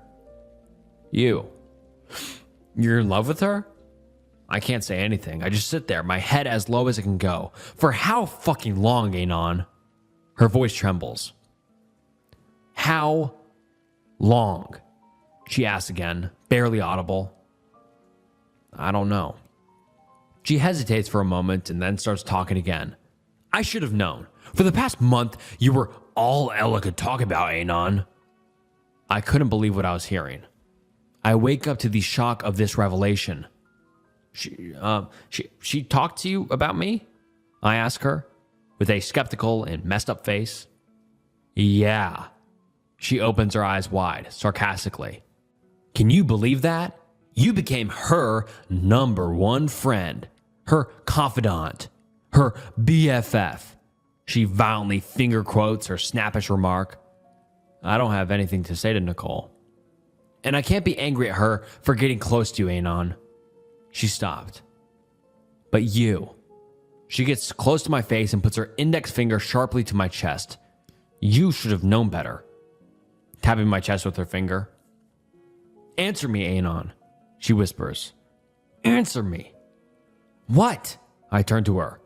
She jumped back with a surprise. This was the first time she has seen me scream at anyone, let alone her.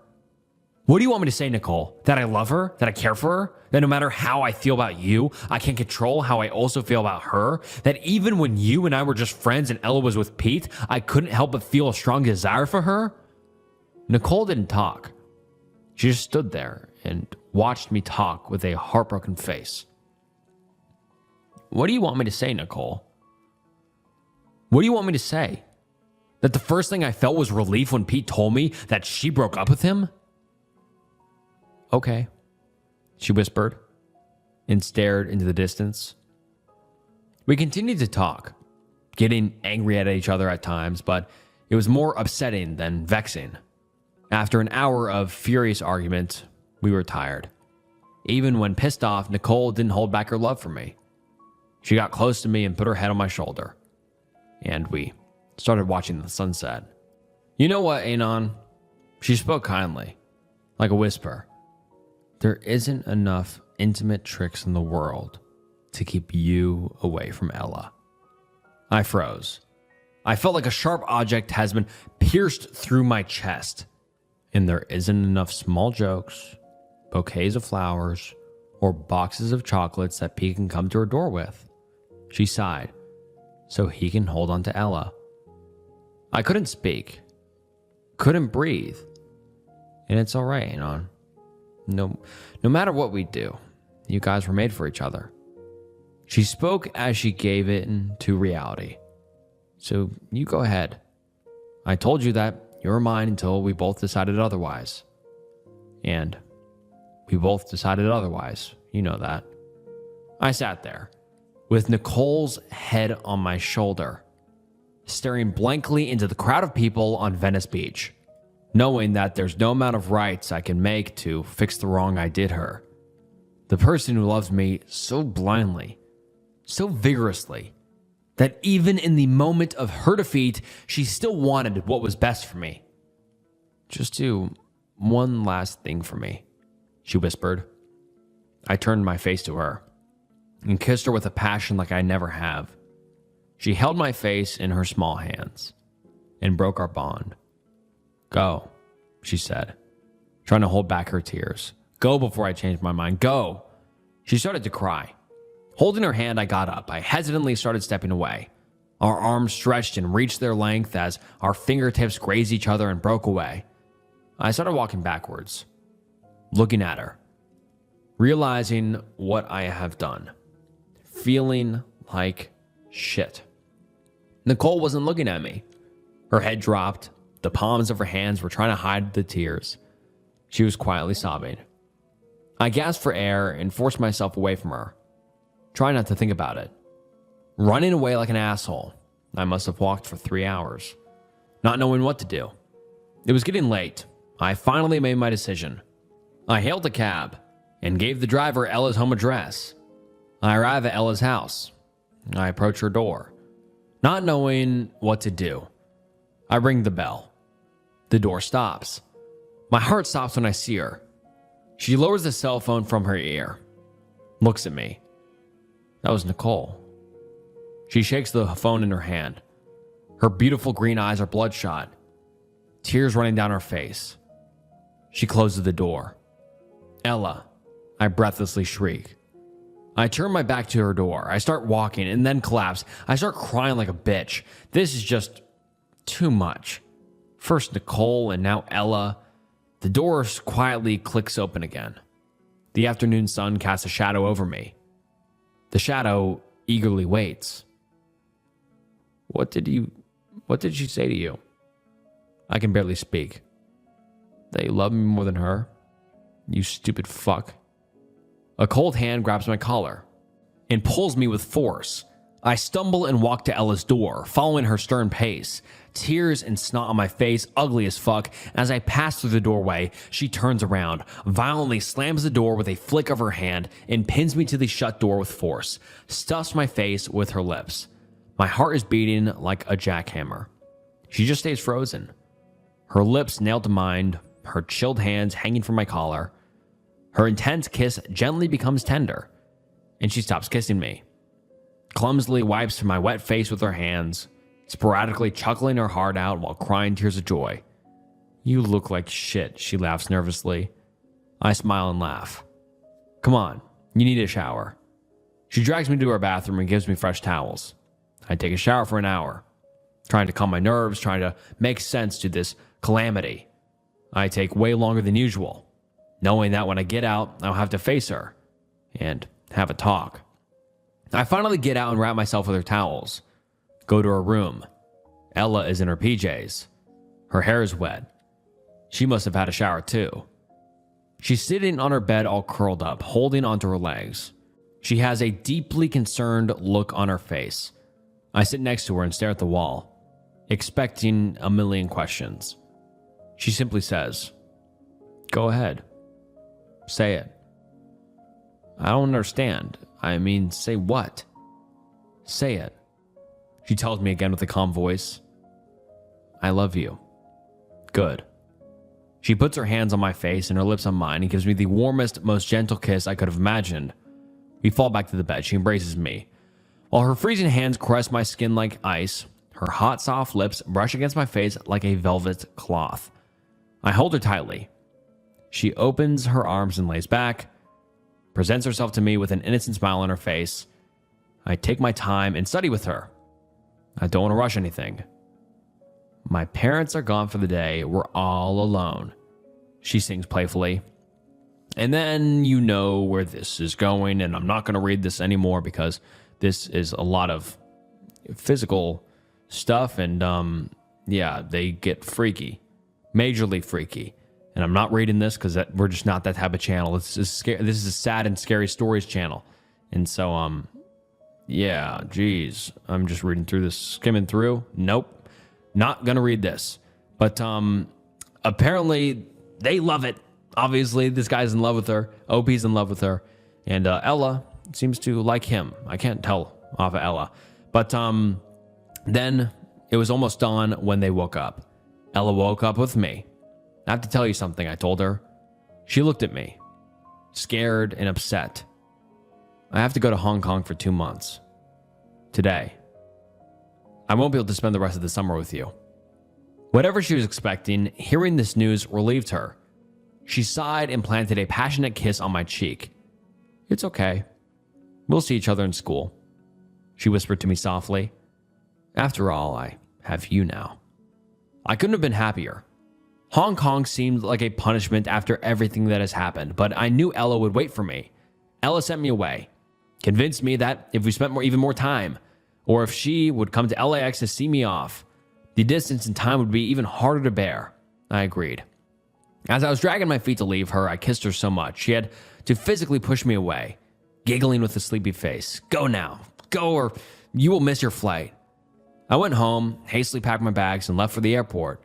All I could think of was her. The cab driver had to ask me where to like 3 times. After I landed and got settled in Hong Kong, we started talking on Skype. It was new back then and the connection was shitty, but it was way better than nothing. Every day we would talk, sometimes for hours. There was so much time difference. I was almost an entire day ahead of LA, but we made it work. Our intimacy was not limited to just intimacy in real life, and our friendship was more than just ambiguous flirting. The things we shared, the moments we lived, even though they were digital and thousands of miles apart, I was still in heaven. A month later, I came home from work one day, and there was no response to my calls. I figured she must be busy, or out, or something else came up. Didn't think much of it, and went on with the rest of my day. Next day, same thing. Well, unless you are a seriously paranoid person, you don't think of worst case scenarios until your buddy calls you. Didn't remember how I responded to that.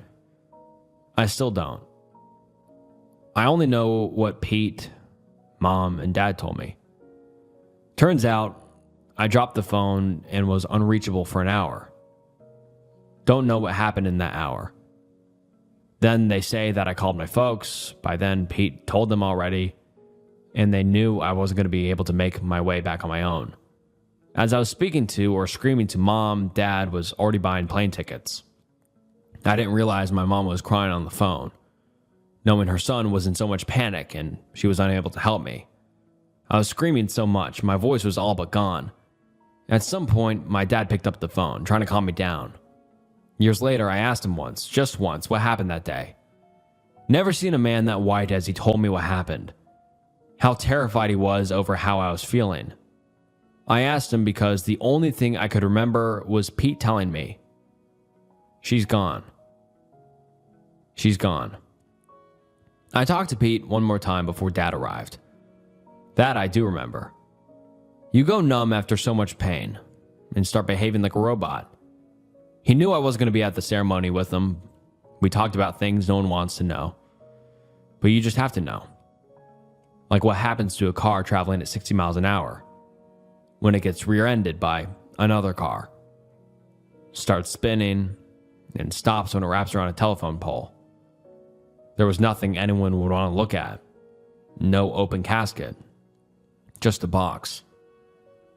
While her family was burying Ella, I was on a plane back to the States. Didn't have the power to go to LA and be there with her family. Didn't want to go back to college and be all by myself. I just wanted to go home.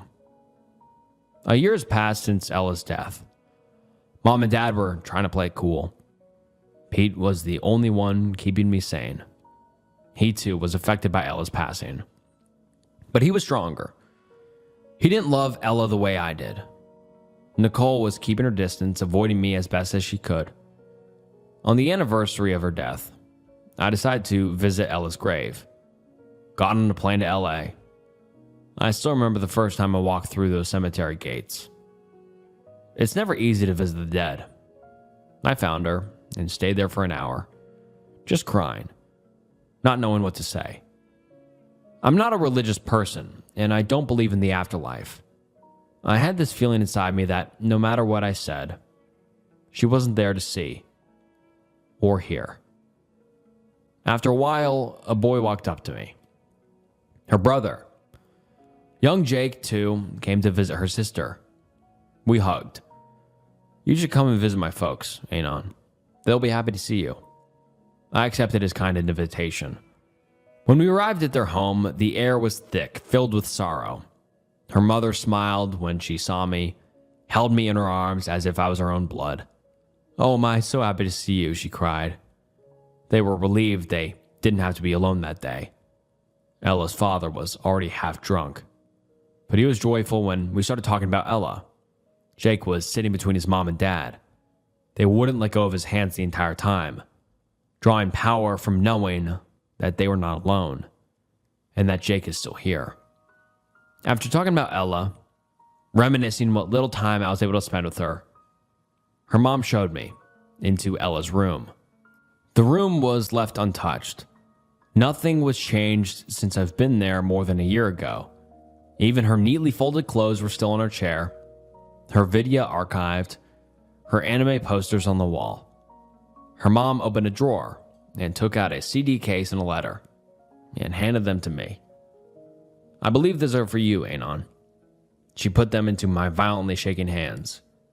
She kisses me on the forehead and left the room. I sat on the bed in which we had the chance to spend a single night together. A single night. I looked at the CD case and immediately burst into tears I was holding back before. Crying my eyes out, I started reading her letter. The letter she couldn't send to Hong Kong.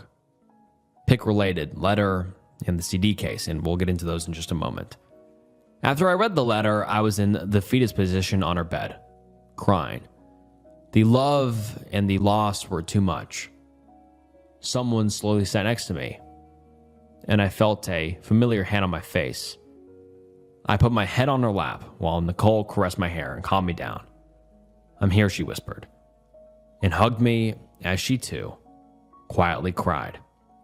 And then the OP posts 2 pictures, one of the curse of Monkey Island and the inside, and then a picture of the letter. And let's read the letter that Ella was supposedly going to send to the OP. It reads, "I hope you're doing well in Hong Kong.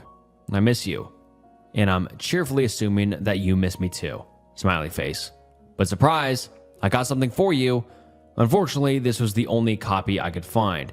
It's a pirated version I got from ex-Bulgarian guy on eBay. He works just fine. If you get bored and tour longing becomes unbearable, imagine yourself in the Caribbeans, and I'll help you save Ekin from the curse. Love from LA. Your hooray, Ella." And then the final post from the OP reads as follows. "Next semester, Nicole and I got closer. She stopped avoiding me, and we became friends again. She understood what I've been through, and although I've broken her heart, she knew I didn't mean to. She knew how much I loved Ella. She knew the love I felt for Ella didn't mean I didn't value her. 2 years later, we started dating again. Moved to Chicago together. Another 2 years after that, we got married. And I slowly forgot about Ella. While organizing old stuff at our house, I came across Ella's letter and the MI3 CD case. When I started feeling bad, she convinced me to write the story down so I could get it off my chest. "I don't want to read it," she said with a sad face. "It'll be too much for me, but you have to write it down." Her love and care were heavenly. "You need this, Anon." I accepted. Last night, after I finished writing my story, Nicole convinced me to frame Ella's letter. I looked at her. I was almost about to cry. She gently held my face in her hands. It's good to remember, Anon. And she planted a tender kiss on my lips. She was a good person. You loved her and she loved you. I don't even know what to say. I framed the letter and put it on my nightstand. We got under the blankets on a cold winter night. We cuddled.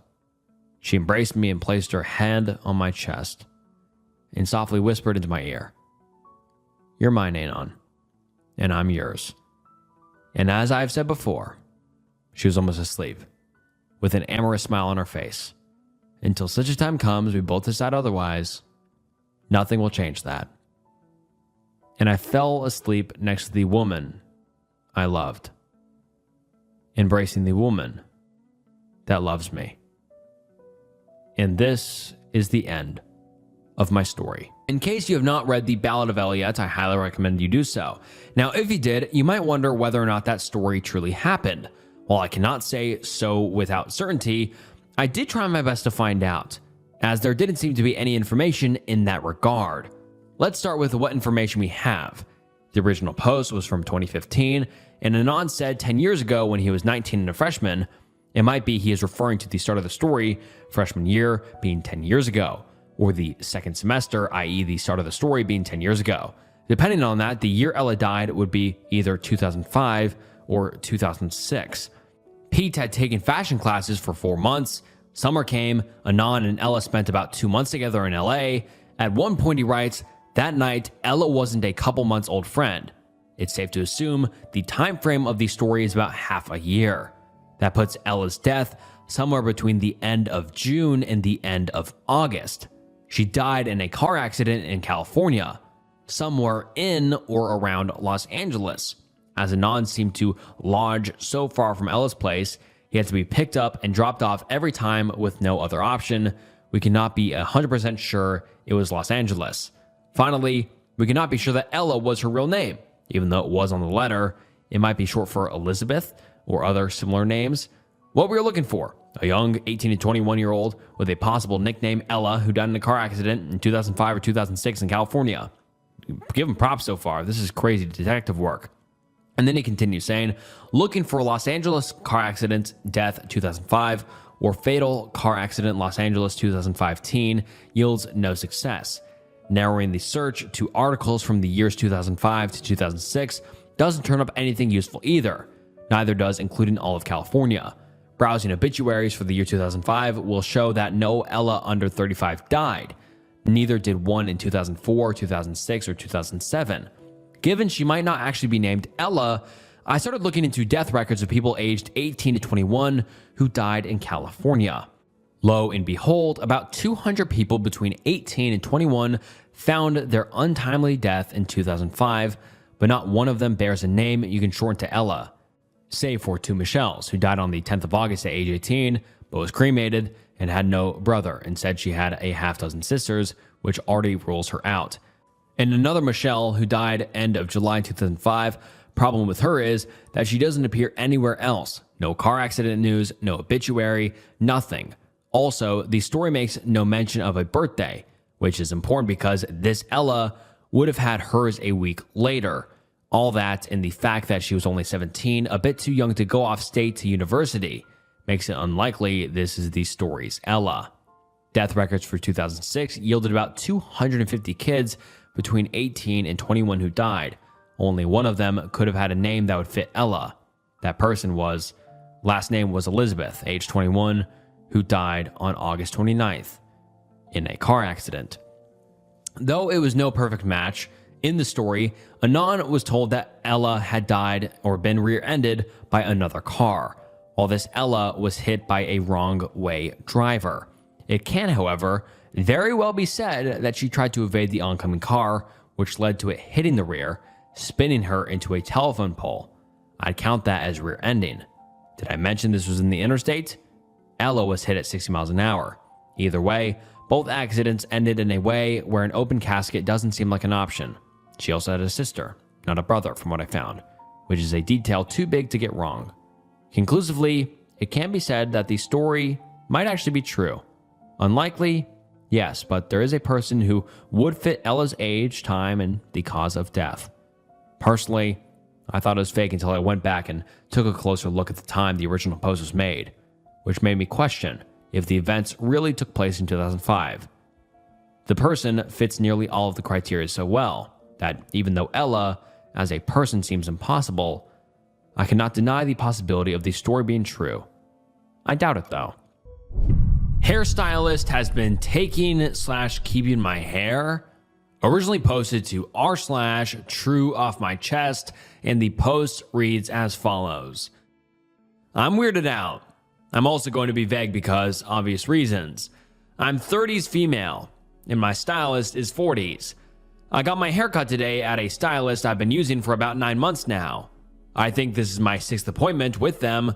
I usually do a trim or cut/style. Today I went from long hair, high lower back to an A-line bob. Again, since I started seeing this person, I usually get current style maintenance/trim. This time was a dramatic length adjustment, so they took a picture of the cut length in the floor to add to their social media, then intending to add before/after hours too. That's all totally fine and normal.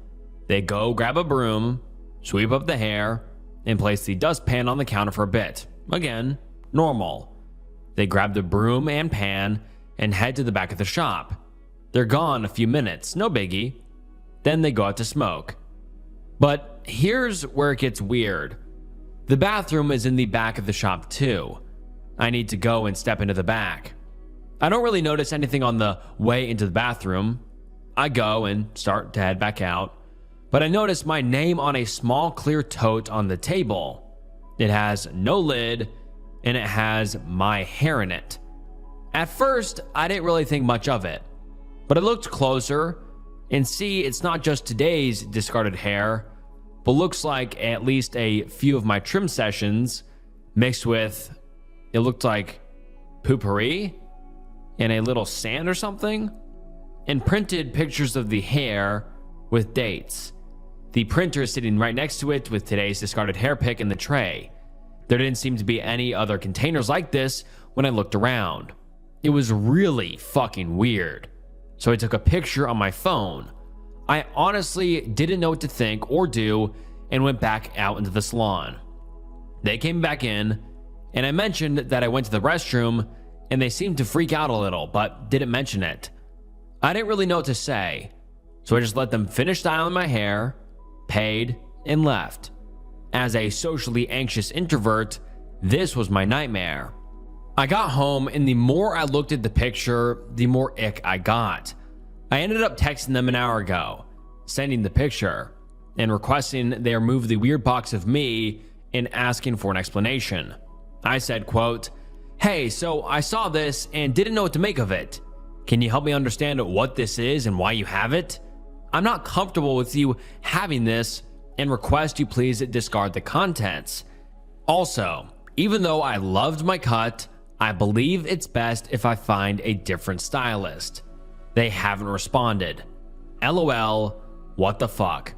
And I mean, that is very, very weird. Obviously, the stylist is up to something because, like the OP said, they got a little bit freaked out when they came back and said that they used the restroom. And so, God, this is very weird. But let's get into some of the top comments. Someone says, "Wow, that sounds strange. I'm curious as well. Good for you for sending the text message. I see your message as mature, fair, and calm." And I completely agree. I think the OP's text message was as fair and calm as it could have been, instead of being like, "What the fuck are you doing with my hair and pictures of it?" And then the OP responds to that comment saying, "I appreciate that, but full disclosure, it took me a few hours to get calm enough to send that. I'm totally freaked out." Someone else says, "You absolutely handled it better than I would have. I would have taken it and confronted them. This is really the beginning of some crazy I survived episode. Thank God you're not going back." And the OP responded saying, "I honestly had no clue how to respond.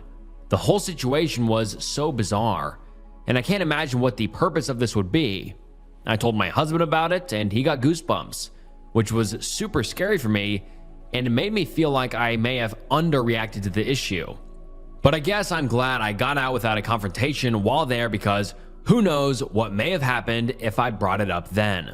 And that's a good point. The person could have got defensive and done something irrational. But then the OP posts an update about 1 week later, and let's get into that update. It's been about a week, and with the holiday, I've been all over the place, but I ended up going to law enforcement to make a report last Monday. I'll likely end up going back if this person keeps contacting me like they have been. I'll give a little timeline. Last Saturday, haircut and discovered the weird tub full of my hair. Texted stylist about the weird tub and said I'd be finding a new stylist. Hairstylist didn't respond. This is where I left off in the last post. A lot has happened since then. Sunday, I woke up to a bunch of texts from the stylist. It woke me up because even though I have DND on my phone, I have a setting that overrides that if there are repeated contact attempts over 3 in case of emergencies. Here's what I got. Copied and pasted. 3:49 a.m. Quote, I don't recommend going to a different stylist because of this. It's not a big deal. Small towns and people talk, and you may not find a new that will take you after this, so I'd reconsider. I don't like threats. And then 2 minutes later, so I have your biological material and it's mine property now. I can do what I want with it. I kept it because I can, and it means a lot to me. That is wildly creepy. And then 3 minutes later, why you send the pic? I know what it looks like, it's mine. And then 6 minutes later, you need to respond to me because I think it's a misunderstanding about what this is. It's NBT, and you saying you are switching stylists has me triggered. I do good work, clapping emoji. You said so.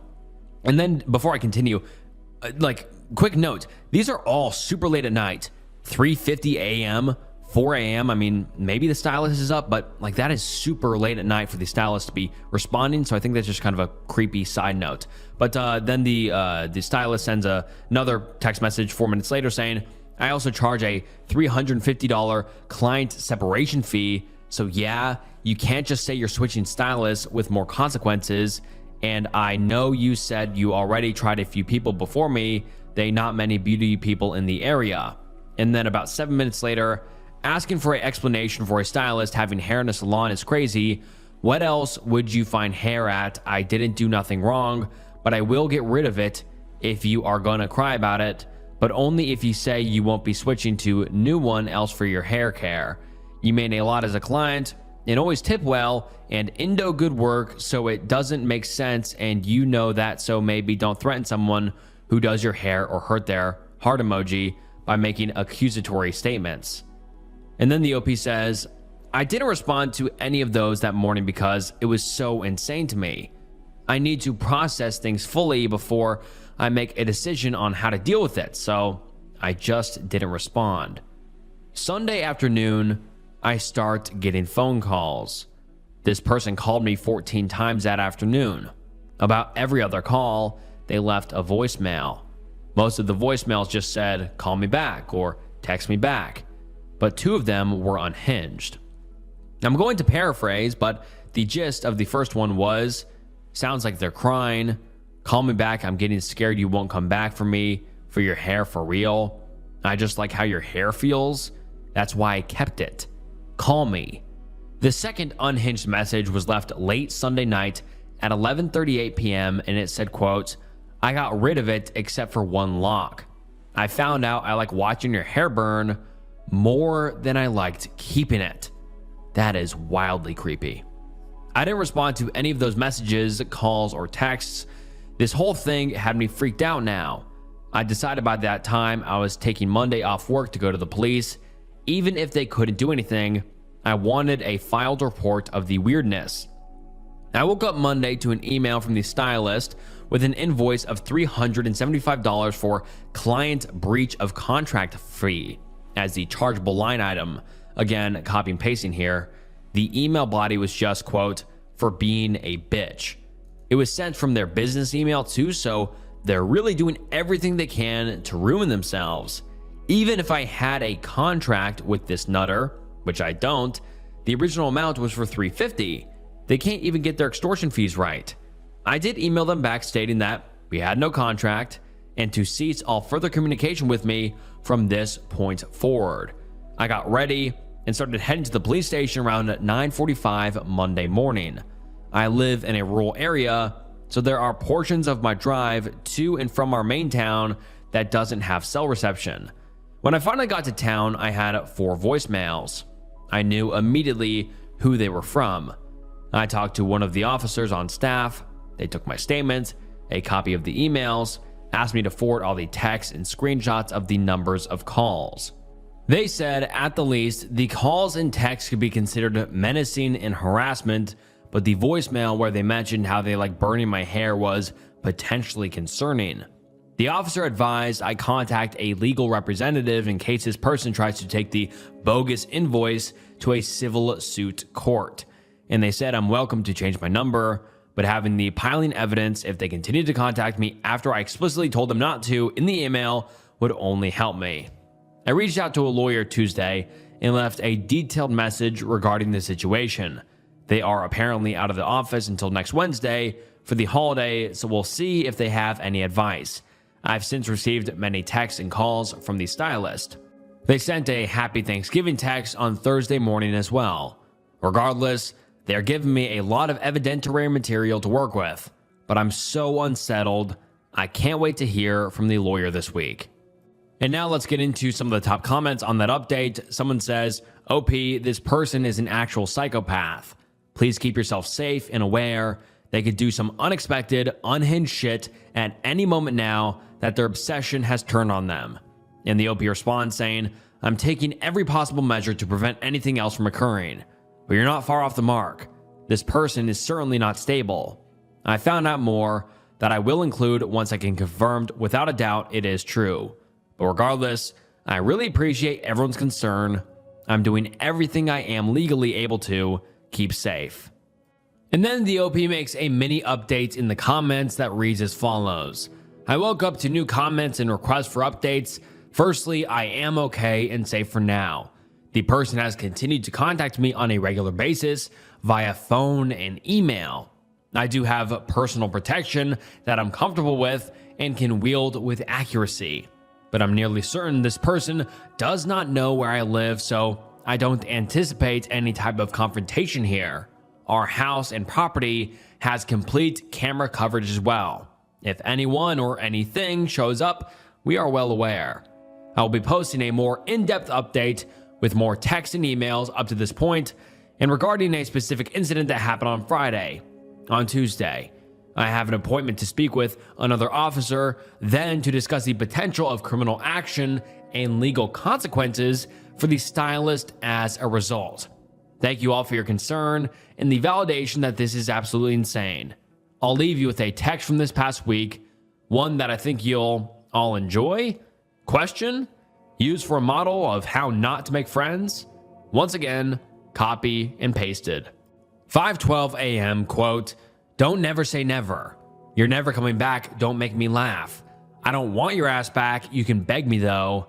Might help. And then the OP makes another update 4 days later, and the update reads as follows. I didn't expect the crazy amount of people following this. Here is the long-awaited post. Also, long post. Sorry for the delay. I think I mentioned before, I'm a processor, so it takes me a while to work through my thoughts and feelings on things. This situation and update not be as satisfying as many would have hoped, but here it goes. I met with law enforcement again this past Tuesday. My husband and I drove over early that morning because I was also meeting up with the lawyer I'm working with. Aside from the near constant texts, calls, and emails, I wanted to pursue legal action for a specific issue. Allegedly, the stylist had tried to have my credit card canceled. Apparently, they used the last 4 digits of my card, called the customer service line for the card, and tried to cancel it. I got a call from the fraud department shortly after this person attempted to do this, trying to verify everything to see if I actually wanted to close my account and dissolve my credit line with them. To be clear, the stylist was not successful in their alleged attempt. They couldn't provide the basic information you need for such things, like my actual last name.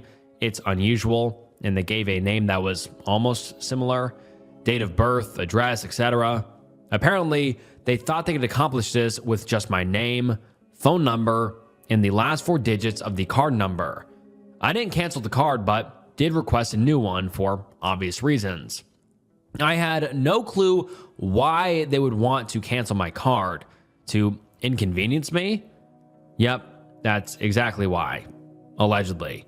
When I spoke with the credit card company, they agreed to send over the recording of the person that called, as well as the phone number the call originated from, as long as the request came from law enforcement with a warrant. They gave me a phone number and reference number for the police to reach out to directly. The officer began working on that immediately, so that is in progress. I went to my phone company over the weekend. I had my phone number transferred to an old phone so I could still receive calls and texts there, but got a new phone number for my actual phone. The old phone and phone number has been turned over to the officer assigned to my case. They did go and speak with this person yesterday. Apparently, they are horrified I went to the police and had no idea any of their crazy could be a chargeable offense. According to the officer, there have been no further communications via text or call since their last visit, and I haven't received any other emails. A temporary protection and no contact order has been issued against them until the first court date. I've also reached out to the State Board of Licensing with all of this information and my complaints. All I can say is they are investigating. Outside of that information, I'm limited on any other information I can share since a legal process against this person has officially begun. We are just waiting to see how this all plays out now. It's been a long few weeks. I'm hoping for the best here. I'm already so relieved to no longer be getting calls, texts, or emails constantly. Thank you for all the concern, advice, and good wishes. This was meant to be an outlet for me to vent and process, and I'm so grateful that you have allowed me to do that with the huge amount of support you have given. And now let's get into some of the top comments. Someone says, I'm glad you are safe, and they have stopped contacting you once they realized police enforcement was involved. Shameful they didn't stop until law enforcement was involved. At least you can sleep easily, knowing they cannot contact you and do not know where you live. Absolute insanity. They attempted to cancel your credit card though. I hope you get the best possible outcome for this situation. I'm so sorry you are going through this. And the OP responded saying, I really appreciate it. It's been a roller coaster for my household for sure. Another commenter says, I'm glad you are getting it sorted and have taken this serious. Hopefully the police have scared them enough to permanently leave you alone. You never know what crazy people will do. And then the OP responds saying, the officer implied that this person was legitimately Pikachu-faced when they showed up, and the lack of further contact indicates they really didn't have a clue that they were breaking the law. Another commenter says, people amaze me with how much crazy they think they can get away with. I'm so glad you are doing everything the right way. And the OP responds saying, my lawyer has been critical in making sure I'm protected legally and physically. I'm starting to think this person was one of those who uses escalation to get their way, or intimidating people into doing what they want them to do. This time, it backfired. And then we didn't hear from the OP in 13 long months. No update in 13 months, and everyone was worried sick on what happened to the OP. But then the OP gave us an update 13 months later, titled Long Overdue Update. I'm unsure how satisfying or inflammatory this will be, but I've received tons of comments, DMs, and overall requests for an update. I've been reluctant to revisit any of this for a few reasons, all selfish. In general, none of what happened over the last year or so was fun. There was a legal process in which I was granted a 1-year RO, restraining order, against the stylist. This process took a while to get to court and be heard with continuations for various reasons, but here is the gist of what happened. The stylist showed up to all the court proceedings, had a variety of allegedly fabricated evidence to show the court that I was the one harassing them. They had supposed screenshots of text from my number, threatening to harm them, calling them names, threatening to show up at their business and burn it down. The issue with this evidence? The phone number the texts were coming from was on a phone that was in possession of the officer on my case. I had already gotten a new phone number by the time these texts were being sent. The officer had a certified readout of the phone's activity while in his position, and no calls or texts were outgoing after I surrendered that phone. There were none. The stylist seemed very surprised by that information. I don't think they even considered that I might get a new phone or number. The stylist implied that I had someone else do it, or that I spoofed it from my new number and tried to demand my new number as part of the discovery of evidence. That was not granted. I did have to have law enforcement do another certified review of my current phone, and to protect us further, my husband's phone as well, showing that I or anyone I was in contact with had not downloaded any spoofing software to use against this person or attempted to contact them. That felt icky, but was necessary and also very validating. They did have a lawyer, but the lawyer seemed very coed. I really believe the representation was not confident in their case, especially with the texts and calls this person was said to have received. The tone, grammar, and language used in those communications were not native to the way I speak or text. I hate text speak and rarely use it, especially with anyone I'm not intimately familiar with. The evidence they presented with the text was riddled with it. I do use slang, bestie, but if I don't know you well, you're going to get my customer service communications. All that to say, whomever was sending those texts were not me. I don't care to speculate about who did send them, but they read like bad cop dramas. Ultimately, the bench trial was in my favor. The stylist was given no contact with a 1-year RO, ordered to pay all my legal fees and a small monetary amount. To date, that has not been settled. On to the aftermath. A few weeks go by and things took a turn. Random notes on my car would pop up when I would go to the grocery store about what a bitch I am and I'll get what's coming to me. Vehicles slowing down in front of our house and throwing eggs, or honking their horn over and over in the middle of the night. I'm not stupid. I know who it is. And now they have my home address with all the RO filings. Thankfully, I also have cameras everywhere on my property. I would call the cops. They'd say they would look into it. It would continue. My tire got slashed when I was at dinner with my husband. The restaurant did not have cameras at an angle that would show us who, but I have a good idea. Their salon location was only 2.5 blocks away. Small towns can be great until everyone and their mama knows where you are and when you're in town. This goes on for months. We make a report for each and every instance and occurrence. Finally, the cops really started looking into it more. We gave them everything we had. The car on our footage was not registered to stylist. When the cops went knocking at the owner's house, they claimed they were paid to go, quote, piss off this bitch by stylist, but I thought it was a prank situation. They were cited for vandalism and disturbing the peace and were trespassed from our property. Their car was never near our property again after that. Stylist was brought in for violating the RO. I thought it would be over. Was essentially a slap on the wrist. Cycle continues. Stylist finally spends a few nights in jail after the 5th or 6th instance of violation. Then stylist files a lawsuit for defamation of character against me for, get this, $200,000. According to my stylist, my defamatory remarks cost them from clientele and license. I didn't know it, but their license had been suspended. I guess my report to the licensing bureau worked. Stylist claimed I cost their yearly salary of $200,000, what small town stylist makes this, and demanded reparations for defamation, claiming that my RO was granted under false evidence and cost them their reputation and livelihood. I contact my lawyer again and we start our defense. Lawyer does all the lawyer things. I'm advised I can countersue at this point, but I just want everything to be over. The case doesn't see a judge for a while. We go, both sides are heard. Case is dropped without prejudice. At this point, we've had enough. Once the RO is up for renewal, we make a different choice. We moved. We sold our house, traded in our old cars, and dipped. I didn't want this person to ever have access to me or mine again. It has been 5 months in our new home, and things have been exponentially more peaceful, but I'm so pissed off that it came to us moving. I loved our house, our community, and the area we lived in. I'm sorry I hadn't updated. I just really hate thinking about this one time I had a weird ass fucking encounter with my hairstylist that led to a nearly year of hell. So that's it. That's the update. I had time today.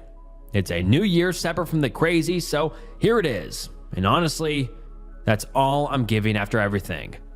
I just want to forget it. And then the OP makes one more small update in the comments of this post that reads as follows. I saw this pop up on Scaling Stories. I love them on TikTok and couldn't believe people still cared enough to share. Thank you. But there is a moment I failed to mention that my husband said y'all might be interested in. So while the notes, tire slashing, and egging was happening, the stylist found themselves in a bit of a pickle, which is what ultimately helped us get police to act and arrest. The community Facebook page started posting about some nut job was vandalizing cars and houses and harassing people. I guess one of the folks who worked at the counter house / sheriff's office, they're in the same building, kept seeing all the reports I was making about my car, house, and all the other stuff. Like I said, small towns are fun. They were nosy enough to want to gossip about it, but not enough to look into it and see that it was the only one family in the community being victimized by the nut job. The post, of course, had everyone up in arms and claiming they were victimized too, but never reported it because they didn't know it was happening to others. At first, it didn't click that it was my situation that everyone was talking about until it was mentioned that tires were slashed at a popular local restaurant. But you know who clocked it right away and couldn't help themselves from commenting? The stylist. They commented on every post about the psycho targeting people like this, with stuff like, paraphrasing, quote, "You need to stay out of it. You don't know what these people have done to have this happen to them. Maybe they aren't so innocent and deserved it." They also were calling out people who claimed to be a victim too, with stuff like, quote, "You know damn well that's a lie. Nothing happened to you," because, duh, stylist was only targeting me and had to defend themselves. They always commented variations of the same thing on every comment, calling them crazy and a shitty person. Chat. When I say stylist got dog walked in the comments, I'm not exaggerating. It was one of the most validating moments during the worst part of the whole ordeal. People called them vile for trying to defend someone who was clearly crazy and a garbage human being, was flamed for victim blaming, had their business page reported and rate bombed by keyboard warriors because, of course, stylist was commenting on the post using their business profile and was subsequently banned from the page. Their business Facebook had a 1-star rating and eventually disappeared. I stayed out of all of this completely, never revealing I was the person they were defending, just taking never screenshots of the stylist's responses for later evidence. The post eventually got removed after I gave all the screenshots of the post to the detective working my case, with them verifying and taking their own screenshots from the official sheriff's office account. And the sheriff had a talk with the court employee about posting stuff they see that comes across their desk.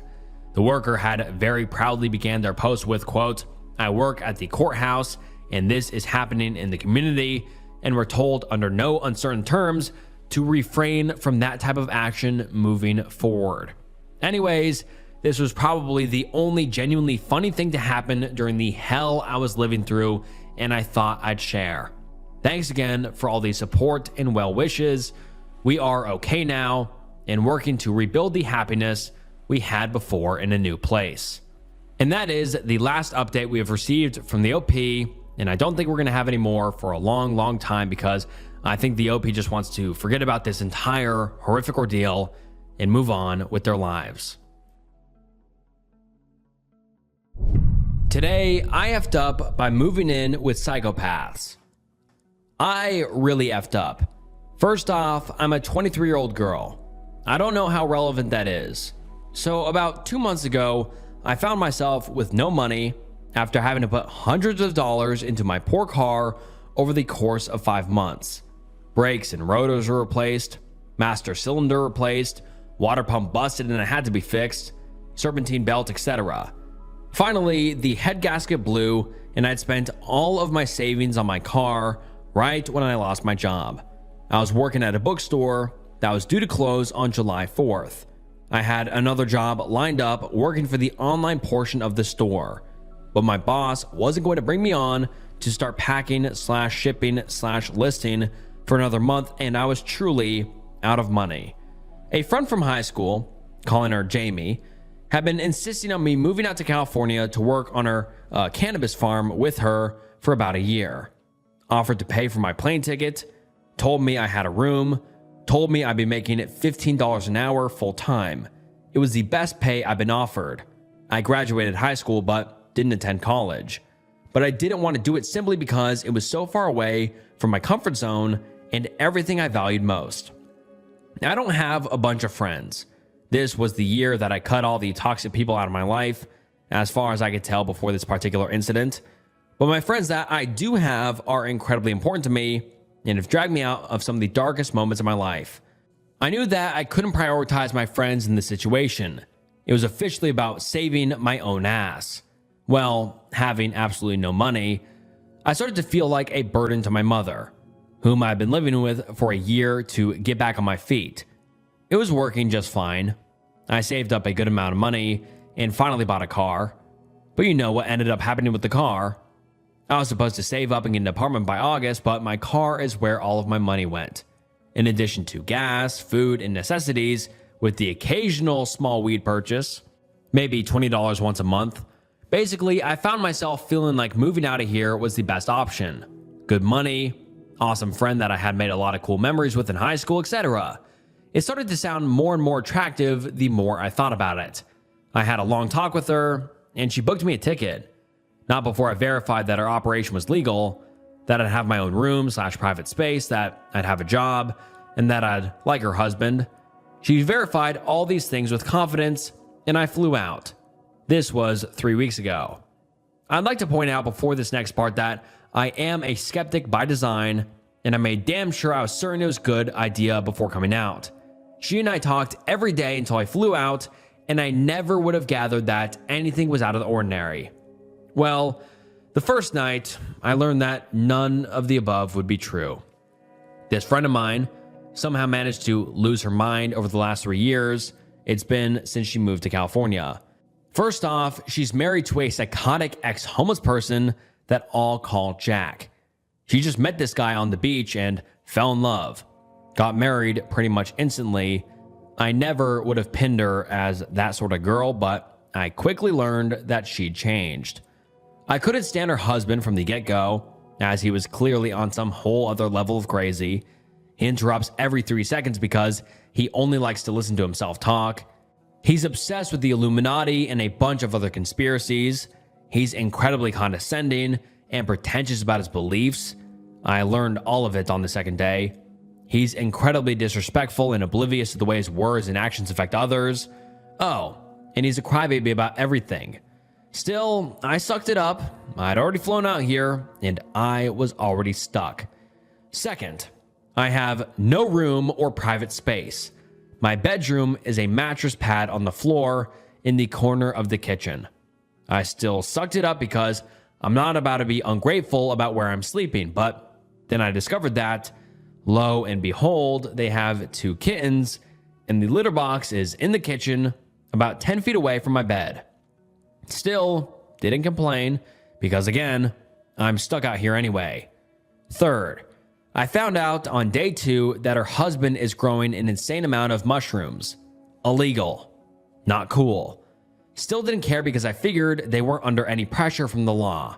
Well, that isn't true either, because I then found out that not only is Jamie on parole, but her parole officer organized a raid of their house just a week before I flew out, when my ticket was already paid for. They found nothing because all of their illegal things are located elsewhere in the vicinity, but apparently that shit can happen at any time.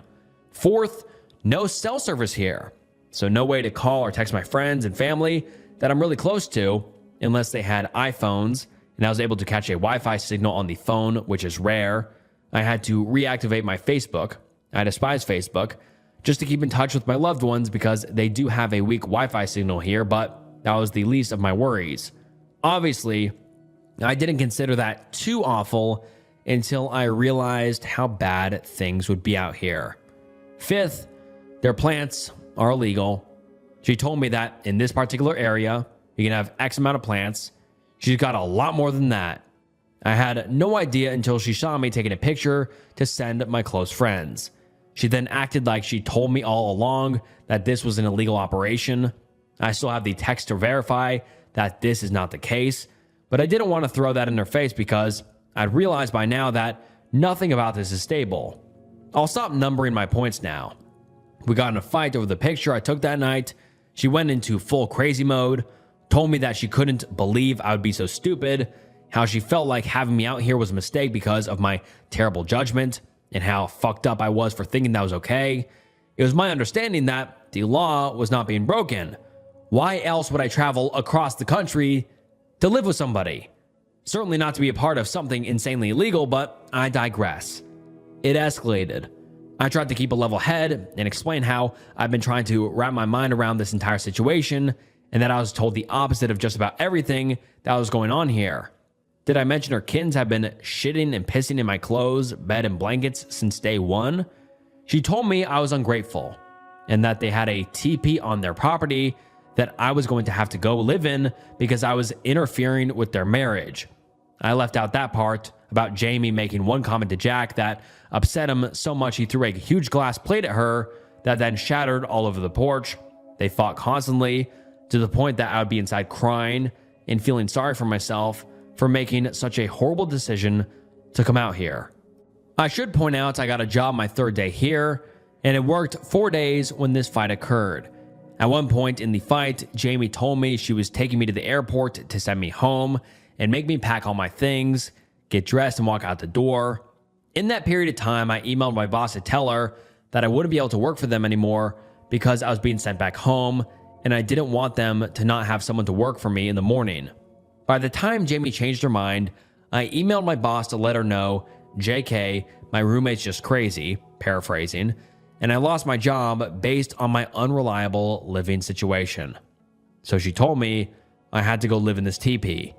No electricity, no water, bathroom, kitchen area, or anything. A glorified tent. The only thing about it that's livable is that there's a bed inside, but it gets freezing here at night and hot as fuck during the day. With no way to contact anyone, in the middle of the woods, in a town where S-word offenders and R-wordists are apparently everywhere, I wasn't told this either, and drugged out bums roam through the woods constantly, she painted it as a perfect little place for me. It broke my heart because, well, I didn't move all the way out here to live off the grid in a tent in the woods. I've pretty much reached a point where I've got to head back to my hometown. My boss has my paycheck waiting for me up at my old work, which is about $150. So I'm just trying to figure out a way to discuss this with Jamie and Jack that won't end in an absolute disaster. After all, they'd be the ones driving me all the way back to San Francisco, like 2 hours away, to fly home. So I'd have to end this on good terms, which is extremely difficult when you're dealing with people that are not even remotely stable. Everything here is an argument or a test, and so many laws are being broken. I've been deprived of so many things. I haven't eaten in 3 days because I just haven't felt even a little bit of an appetite. You'd think I'd be sitting here stoned all the time since I'm in California, but unfortunately, nah. I can't find weed to save my life, and their plants haven't fully matured. There's a lot of things that I left out, but wow, what a disaster. I guess the takeaway from this is that I'm an idiot, and I should have never assumed somebody would be in the same way they were 3 years prior. I don't have any idea of what's happened in the last 3 years, but she's a different human being altogether. Almost like she hit her head really hard on something and developed a new bizarre and terrifying personality. I couldn't have predicted this if I were getting paid to. I've kept my parents posted about this from the beginning, but I've been ashamed. I've only told 2 close friends about all this because I feel like they're the only ones that won't think I'm a complete dumbass for all of this, having known Jamie in the past. I made a lot of bold statements about how well I was going to do out here and how excited I was to make good money and set my life up pretty sweet like. I was really looking forward to this, and every single day has been a nightmare in its own special way. I'm just hoping I can make it out of here before the law shows up and tears them open, or before they do something awful to me. I don't trust these people. I'm uncomfortable every minute I'm around them. If they try to move me into this teepee before I can afford my plane ticket, I'll deal with it, but I fear for my life and my sanity living in that teepee. Even if I needed one of them for something, it's a pretty long way back to the house, and they're literally attempting to up and banish me. How they expect me to find another job is beyond me. I'm willing to work, but I'm miles away from town. I had a bike.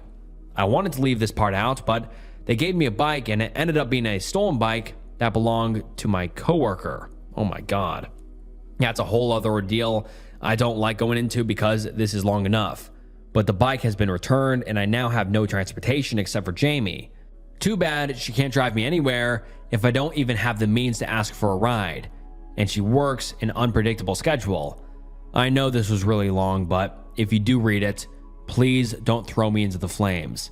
This has been incredibly devastating for me and just an all-around terrifying experience, and I just want to go home. I know I fucked up. I'm trying to make it right. And I mean, before we move on, I just have to give some of my thoughts because I'm trying to process all of this because it's so wild.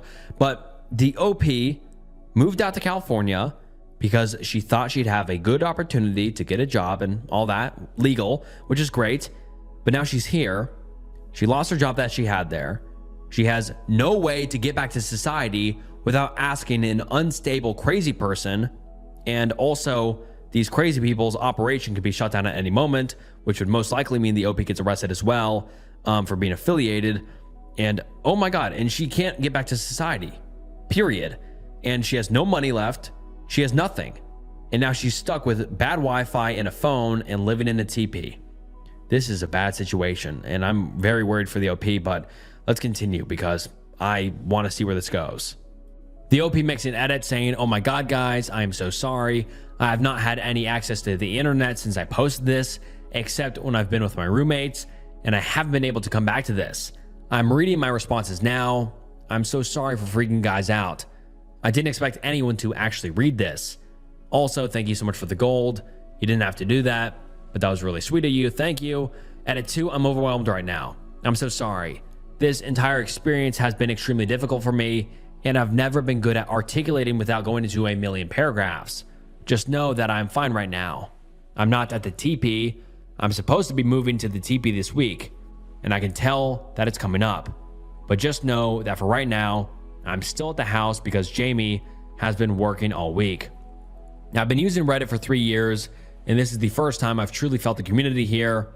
I've never seen this many messages in my inbox, and I don't even know how to begin. But I'm going to try to respond to everyone. I cannot stress enough how much it means to me that so many people are willing to talk to me or help me. I can't put this into words. I truly do not know what to say. Thank you all of you. Fuck. I'll be spending the entire day in town today at a coffee shop where I get free Wi-Fi. The internet at the house comes and goes and is extremely inefficient for loading page after page. I'll be in town until much later this afternoon. I'm having them drop me off to find a job, which I will be doing if I get around to reading and responding to everyone. Thank you again, and I'm sorry for vanishing. I will not do that again now that I know people actually saw this and give a shit. I'm sorry. Edit 3. I should also point out that I spoke to my friend back in St. Louis, my mother's old neighbor that I used to do yard work for and drink wine/watch shitty horror movies with. She's an awesome woman. She told me that she has a room for me back in St. Louis. I've just got to fly back out there. I'm picking up the money that I made for the brief stint at the pizza place and seeing if I can afford a plane ticket. If not, my dad said he could possibly help me out. I might take one of you guys up on a ride to the airport, but not if I don't have something to give you in return, so I'm going to work on that. Also, this is definitely not fiction. I'll post some proof when I get back to town and have Wi-Fi on my phone as well as my computer. And then the OP posts some proof saying this is really the best I can do without giving away myself or location away. And she posts 2 photos, one of the room and one of the broken plate, And the room photo, you can just see the pretty rough living conditions she's living in, on a mattress on a floor in the kitchen. Yeah, just looks pretty rough. And like the OP said, her clothes have been getting pissed on and shitted on by the kittens, which is horrible. So I'm sure she doesn't have a lot that's clean. And the OP is just obviously in a very bad position. In the second photo of the plate, it is just plate shards on the ground with a paper behind it that has the writing of signs of a broken home. And yeah, wow, that's some proof for us. And let's continue. And oh shoot, there is actually a third photo of the OP included that says something Jack gave me on my second day here. And she posts a photo of a DVD, I think, of the GMO conspiracies he's really into, which is kind of funny. It says the GMO trilogy: why genetically modified organisms threaten your health, the environment, and future generations. So that is just a kind of conspiracy DVD. And I think that's kind of a funny thing that he gave to her on the second day there. And she also says, my fingers are purple and gross looking because Jamie had me dye her hair purple the night before and didn't buy any gloves. I'm not seriously lacking in blood circulation. And something I didn't add previously was that the OP said that Jamie, the husband or whatever, was super into like GMO conspiracies and that sort of stuff. And so that's why he gave her that DVD. But let's continue. The OP makes an update a few days later saying, if you're around TIFU last Tuesday, you might have come across my original Today I Fucked Up post about moving in with a friend from high school that turned out to be nuts plus married to someone who's also nuts. Hardcore conspiracy theorists, Illuminati, anti-GMO, all that bullshit, all peppered on top of a terrible living situation in a toxic marriage altogether. That's about as detailed as I'm going to get about that aspect of it in this post, and I'd rather not make this post as long. So please refer to the previous post before asking any questions. Just know that I made my original post when I thought I'd completely run out of options, and I went into a terrible downward spiral. There was a 24-hour period where I couldn't come back to this account. This is a throwaway for obvious reasons, and I just expected my post to have been buried during that time frame.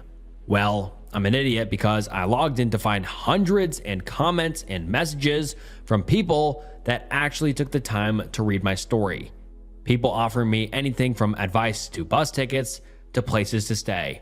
People from all over the country, especially the dozens of fantastic California locals that proved to me that I've been just associated with the wrong people.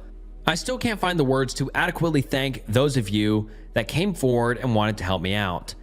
Through a lot of people suggested I start a GoFundMe for myself so I could get home, I couldn't bring myself to do it.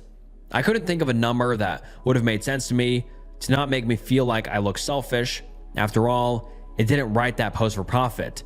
I wrote it because I was going through the toughest experience of my life and I dreaded even waking up in the morning. I just needed someone to talk to. I gained plenty of people to talk to, and you are all insanely awesome. That being said, there were two people in particular that came in clutch and truly saved my ass. The first Redditor I was comfortable talking to in depth about the situation was a software engineer living in the Bay Area who I will refer to as AI, seeing as he was extremely lovable. He doesn't even use Reddit much, but he saw my story and he wanted to help. He offered to pick me up and allow me to stay with him, as well as any other help I'd need. This blew my mind because this man lived 2.5 hours away and insisted on helping me anyway, just because he's a wonderful human being. While discussing an escape plan with AI, I've been talking with another Redditor that I'll call Lee. I'll start by saying that he wishes to remain completely anonymous, so I'll leave out his profession and any other specifics. Just know that this man is also truly wonderful. His original message stated that he wanted to buy me a plane ticket. Obviously, I was resistant to just about every Redditor that offered me help in the beginning because I've always been insecure when asking for help. But both Lee and AI separately calmed my nerves and insisted in helping me out of that terrible situation regardless of my doubts. I agreed to let Lee buy me a plane ticket, and AI and I decided we would arrange the kidnapping for 2:30 in the morning on Saturday, after Jamie and Jack went to sleep. Sadly, there was no plausible way to meet any other way without my roommates finding out what was going on. I didn't tell them a thing. Granted, they hadn't bought the TP situation back up in a couple days, but I knew it was coming, and I knew they wouldn't react favorably to me leaving. When Friday rolled around, I knew it was my last day, so I washed every article of clothing I'd brought with me, even if it was already clean, just to get the essence of that house out of it. There was a constant funk in the air. It didn't appear unusual to Jack or Jamie because it just looked like I was doing laundry. And plus, they ended up leaving in the early afternoon, which made it much easier for me to scan the house for anything I'd left behind. They ended up staying out much later than anticipated. I was starting to panic when it got to be around 11 p.m., but then they finally pulled up. I was sitting outside of my laptop when Jamie walked behind me and went inside the house. Jack then came up and told me he'd spent the afternoon cleaning out the TP, but that they'd brought me a box of bug bombs, which I'd be responsible for administrating before cleaning the spiders out of the TP myself. I just smiled and nodded along, knowing I was leaving anyway. At the end of his speech, he said, "By the way, Jamie paid like $7 for these, so if you want to reimburse her," then went inside. I had my $80 or so left over for my only paycheck after giving her gas money, and part of that was a few single bills. I asked her if $6 would be okay. Her response was, "Well, I was thinking more like $100, for half your ticket out here." It was her plan to take all of my check and have me move out to live in a tent with no money the next day. Nope, I lied and told her that I had a payment due that I hadn't paid yet and that I was sorry. The reality being that the money was all I had to make it once I arrived back in St. Louis. She believes me, although visibly frustrated, and went to sleep. AI arrived on time in the most expensive car I have now ever set foot inside of my life. It was surreal. We got my suitcase and bag into the car in about 15 seconds and took off without a single issue. It couldn't have been more perfectly timed, and AI was extremely punctual, considering the confusing location of the house. I spent the weekend in his beautiful condo and got to meet his roommates. Two super cool women who, with AI, were extremely polite and hospitable to me, considering I was clearly doing far worse than them in every possible category. Just excellent people all around. They made the bizarre nature of my situation much more palatable with their kindness. Plus, they had two kittens that didn't use my sleeping area as a litter box, which is always a plus. And one of them had thumbs, and the OP posts a picture of the cat with thumbs. What a cutie. Oh, that's cute. And then the OP says, "When I wasn't busy wandering around their cool little city and hanging out with those guys at their condo, I was talking to Lee, the Redditor that paid for my plane ticket." Lee is something to behold as well, because you would not even believe the incredible emails he sent me. This man doesn't even know me, and he took the time to truly speak to me and convey his faith in me. I swear that this man breathed new life into my previously shot self-esteem and warmed my heart. He made sure that if at any point in time I needed any sort of assistance, that he was always on my standby. And not only that, but he spoke with such sincerity and depth that every email had me in tears.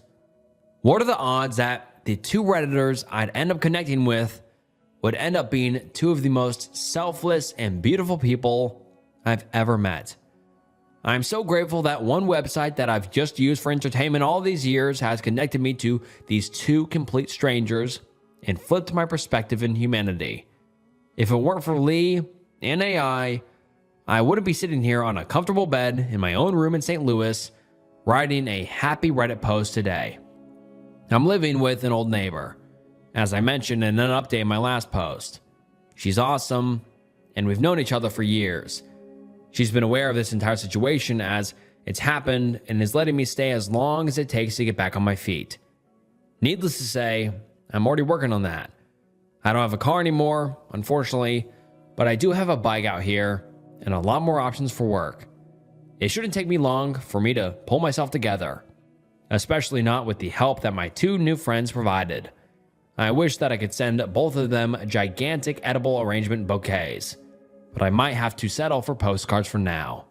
Thank you to everyone that cared about my story. Thank you to everyone that wanted to help.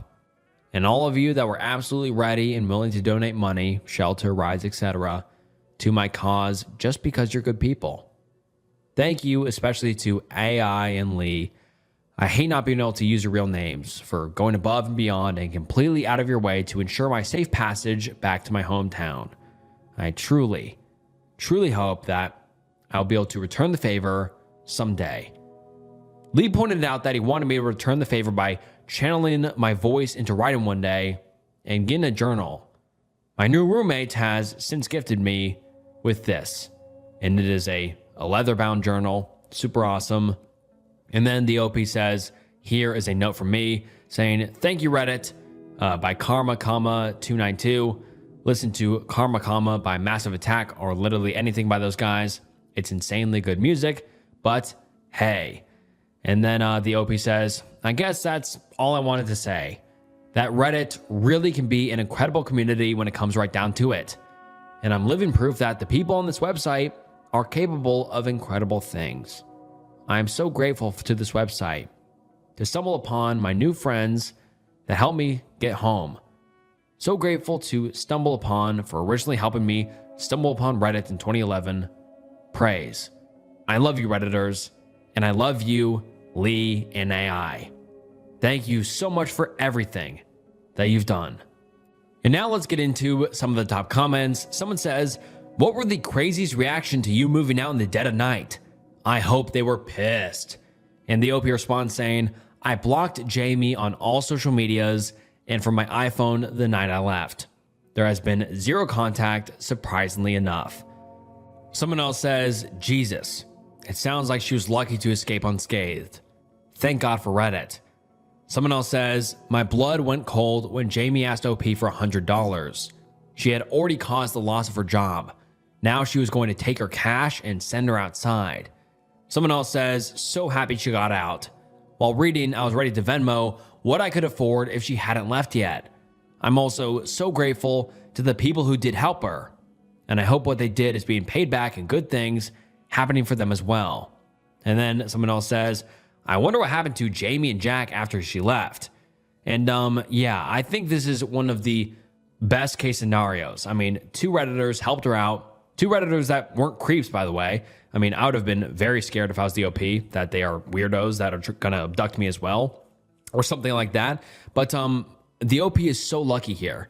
I mean, the OP was completely stranded in the middle of the California woods with no money, no contact, no transportation, no nothing. They could have easily been murdered out there, kidnapped, or God knows what worse. Seriously, like if Jack and Jamie took her phone, she would have been done. There's no way she could have contacted the outside world without walking miles through the woods, through apparently drug addict infested woods. And that could have been a very bad situation. I mean, honestly. And we saw at the end there when Jack or Jamie asked for $100, that would have left the OP completely cashless with no money. And I'm sure if the OP didn't pay up, they would have gotten mad and done God knows what. But this is seriously such a scary situation, and the OP is just so lucky that they had Wi-Fi and made the post, and the post got as much notoriety as it did, or else the OP could have been in a horrific scenario. But I'm glad that Reddit clutched up, and those two people, were just kind strangers that did a good deed and helped the OP out because, yeah, the OP was in a bad situation, but at least this one had a good ending. My husband accused me of murder out of the blue. How do I salvage this? Originally posted to r/relationship advice, and the post reads as follows. This is long and ridiculous. Sorry. My 30 female husband, Luke, who's 33 male, had a sister, Laura, 29 female. We were all close and saw each other 2 to 3 times a month, along with their parents. Almost 6 months ago, Laura fell down the stairs at their family home and died. It was a freak accident. There's a window on the half landing, and she hit her head on the sill.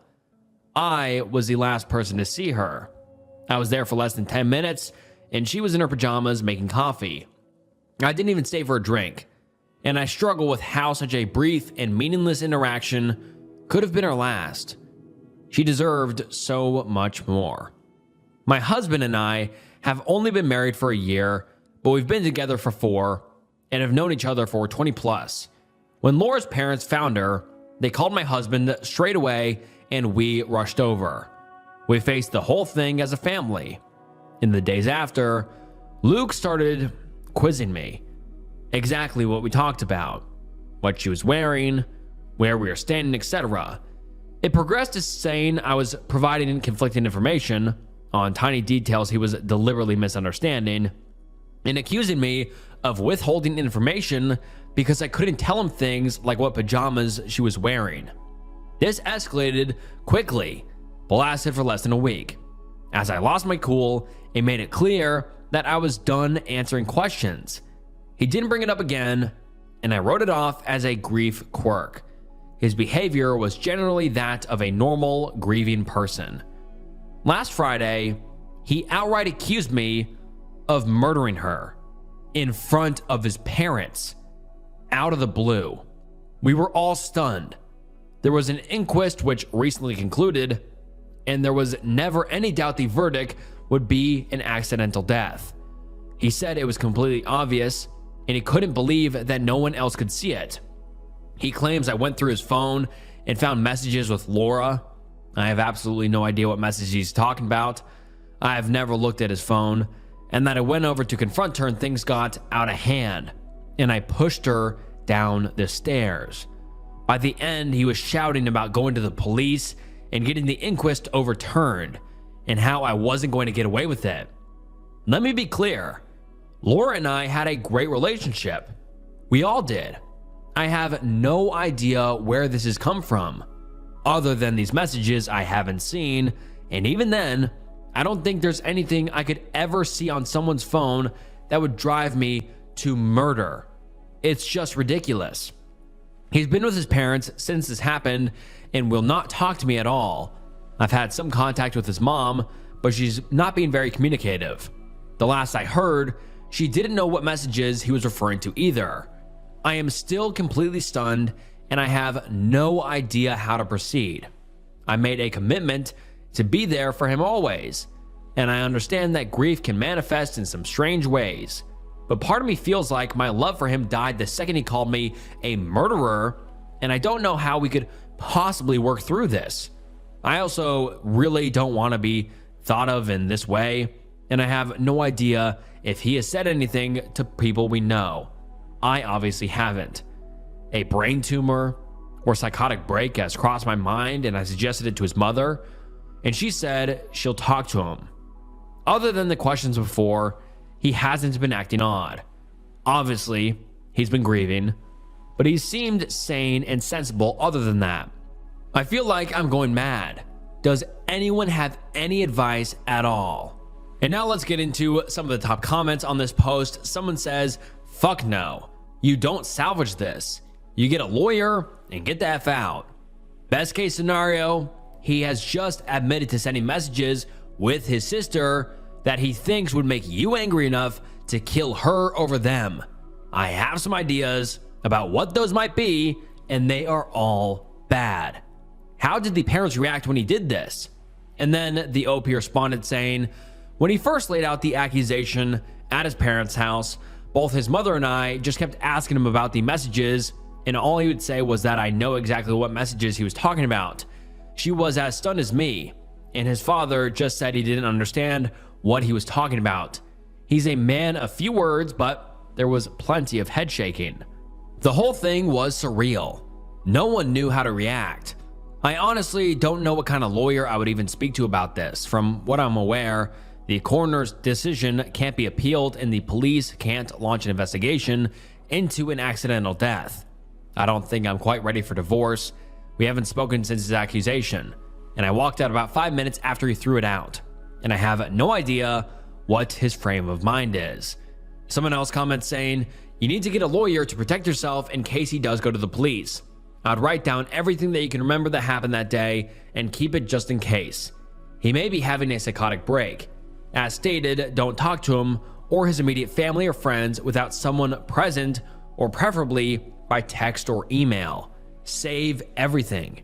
You need to take his accusation seriously and cover your ass. and the OP responded saying, I was interviewed by the coroner's office after her death, as I was the last person to see her. She died about 3 hours after I saw her, and I'd been to the supermarket and was home by that point. It's all verifiable and was a recorded interview. I haven't spoken to anyone but his mother, and that's only been over messages. She's never been a big texter, but she has seemed very cagey over the past few days. I don't know if this means she's seen the messages I've asked and been ignored. Someone else responds to that thread saying, I think they mean record everything you remember about the day your soon-to-be ex accused you of murder. And the OP responds saying, I'm feeling so freaked out at the idea that he came up with this almost immediately after her death and has either been sitting on it or planning his confrontation, that I'm basically trying to dissect the past 6 months. Maybe it's time I start writing things down. Right until it happened, things felt very normal. Obviously, her death has been felt deeply by all of us, and things aren't anything like they were, but there have been no signs of anything like this, even on the day. And then a lot of commenters were asking the OP to get the messages, and the OP says, I'm absolutely desperate to see the messages, because I'm right there with you guys on the sheer wackiness of what they have to contain. It hadn't occurred to me that they might not exist. I've never known him to lie, but I do think a mental health issue is a real possibility.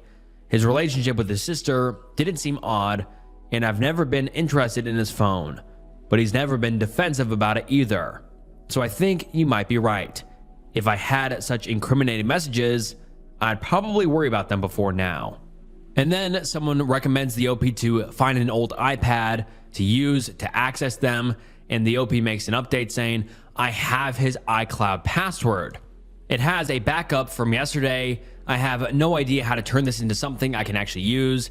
It doesn't have a messages folder or any signs of how to use it for anything other than restoring a whole phone, which I don't want to do. Does anyone know how to actually get the messages from this? Sorry to throw a tech support request in. I can't believe I didn't think of this. Huge thanks to the person who suggested it. And then the OP makes another post about a day later titled, Can I force my husband to get a mental health assessment, and do I risk being arrested/prosecuted? We are in England. And the post reads as follows. I'm in a bizarre and complex situation with my husband. I have broken the law, and I feel I have no choice but to do so again for my safety. I don't know what type of solicitor I need or what the next steps should look like. We are in England, and I'll try not to editorialize too much. My husband's sister died suddenly at the start of the year. Her death was an accident, and there was no suggestion to the contrary. The inquest was recently concluded, and a verdict of accidental death returned. I was the last person to see her, but her time of death, which was almost immediate due to her injury, was confirmed to be hours after I left the house. All of this was verified at the time. In the immediate aftermath, my husband behaved strangely and kept trying to trip up my story of the last time we saw each other, which was a brief interaction. Last week, months after this was first and last mentioned, he outright accused me of murder in front of his parents. He says I saw his messages with his sister and confronted her, and that he's going to have the coroner decision overturned and have the police investigate. I haven't seen or heard from him since today. I posted for advice on Reddit. I'm pretty desperate at this point, and it has spooked me, quite reasonably I think, but also led me to committing a crime and planning another. My husband's iCloud credentials were saved on an old iPad in his office, and I downloaded his backup last night. I have read all of his messages with his sister, and there is absolutely nothing like he describes. I understand this is illegal, and I'm concerned about the possible ramifications. I am also waiting for a call back from a locksmith to change the locks on the home we own together, which I believe is also against the law. So this leads to my actual questions. I feel justified in what I've done for my safety, but is there a degree of pragmatism under the law for these issues because of the situation? Or am I shooting myself in the foot? I am resigned to the fact my relationship is over, but his parents don't seem to be taking this seriously, and they're icing me out. I believe this is a serious mental health issue, which may put people, namely me, at risk. Can I do anything about this when all I have is the fact I'm being accused of murder? I feel he needs to be detained and this should be investigated as a full-blown psychotic break. Sorry, this is all a bit mental. In addition, what type of solicitor do I need? My understanding is that a coroner decision can't be appealed, is that correct? Are his accusations going to go anywhere? Can I protect myself from this or stop him from escalating to telling others? We live in our hometown and everyone knows everyone. This could follow me forever and it's either a lie or a delusion. Any advice would be greatly appreciated. And then now let's get into some of the top comments. Some people suggest that the OP can't lock out her husband or force him to get a psych evaluation. And the OP then says, "Thank you so much for your response. Locking each other out doesn't sound like a pattern I want to get into, but I think I'll go ahead and change them once on the basis that it isn't, quote, you did this so you have to leave the house, and also you'll be prosecuted levels of seriousness. In terms of him being deemed to lack capacity, is there any way I can trigger the process that you know of? Is something like this sufficient for the Mental Health Act to kick in? I've been Googling and, quote, you can be detained if professionals think your mental health puts you or others at risk and you need to be in a hospital. Seems very vague. Obviously, I'm biased, but accusing someone of murder and screaming about how they aren't going to be getting away with it feels like risky behavior. Does he need to have made explicit threats or is there a clearer bar to meet? Sorry for asking so many questions." And then another commenter says, "You are jumping ahead of yourself and playing out situations that have not occurred. If your husband reports you to the police for assessing his data and you are subsequently arrested or taken in for questioning, then obtain the services of a criminal solicitor for advice. With respect of changing locks / ending your marriage, seek a solicitor that deals with family law / divorce. If you feel that you are at risk from your husband, talk to a domestic abuse helpline. If you feel you are at immediate risk of harm, then call the police. If you think your husband is mentally ill and presents a risk to himself or others, call the police." And then the OP responds saying, "I don't think that's a fair assessment.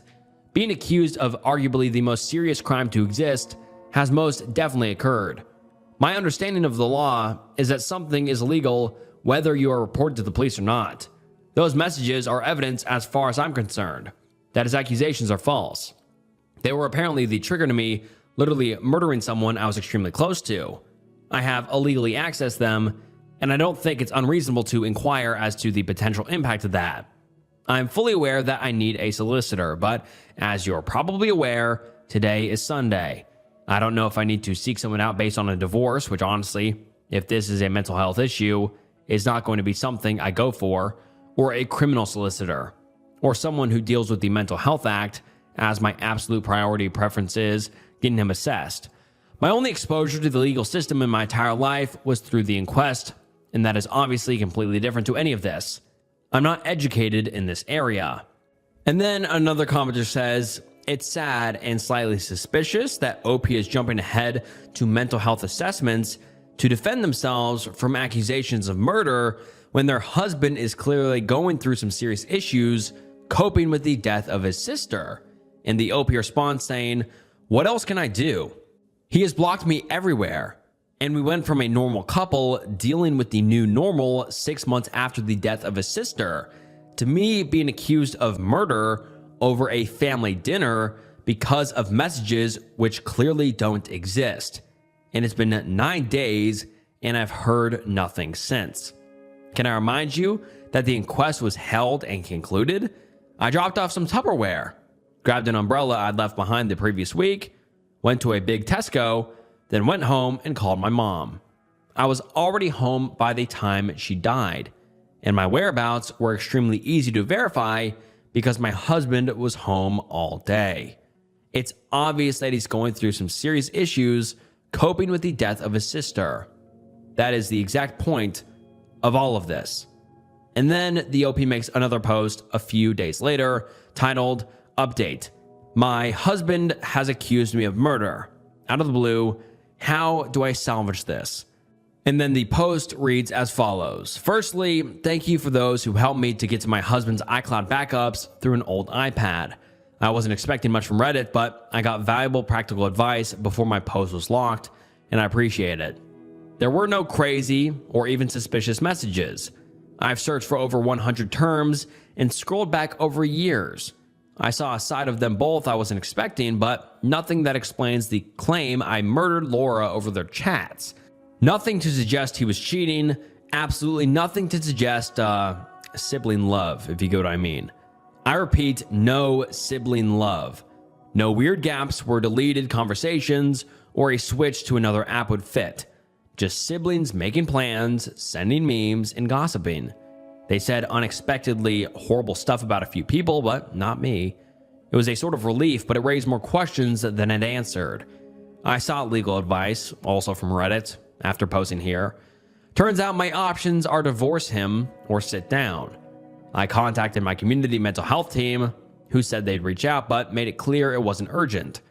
I then called his mom and said that if I didn't hear from him by this weekend, I would get a solicitor and ask for a mental health assessment as part of the divorce. In response, he made a ridiculous post to Facebook, which neither of us have used in years, and everything blew up. I'm going to try to keep this succinct. On Friday night, he made a long accusation on Facebook with new information. He said he'd been planning to leave me for months with his sister's support, and I found the messages and murdered her. The coroner has reopened the case and the police are preparing to arrest me, and he needs to make sure people know before the trial stops him talking about it. It was well written and seemed vaguely plausible. He messaged people links so it gave some attention. We live in our hometown and have a large circle of friends because we've been here all our lives. People I haven't spoken to since high school were reaching out to me asking what the fuck was going on. It was madness. In response, I posted the export of his entire conversation history for Laura, also to Facebook, when I finally got back in. I linked to the chat along with a post explaining my side and nothing that I changed my ex's iCloud and Apple passwords, and that if he wanted them back, he should comment on my post and update his own, admitting that he was lying. He eventually did. When I started getting messages about his post, I panicked, and changing his passwords seemed important to preserve everything because he'd know I had access. When I spoke to him the next morning, it's clear he's not having a mental episode at all, but is claiming one because he's been caught in a big lie. As soon as he was outed, he called me, clearly drunk, begging and promising to explain everything if I deleted my post. I hung up and told him to call back the next day. He did, after many missed calls and texts, and he tried to bargain and guilt trip me with his mental health until it was clear the wrong people had seen this conversation. It's hard to describe, but it seemed fake. It was too well rehearsed, and then this morning, when it was clear he was getting nowhere, he blocked me. Begging for mercy and reciting facts about mental disorders doesn't align with someone in crisis with a sincere belief that someone murdered their sibling. The question of why he did all this remains unanswered, and he will not be getting his passwords until it is. The legal advice subreddit said this stuff is technically illegal, but it's beneath a court to take action. So I'm going to count on that because I felt like I had no other choice at the time, and now I don't see any other way to get answers from him.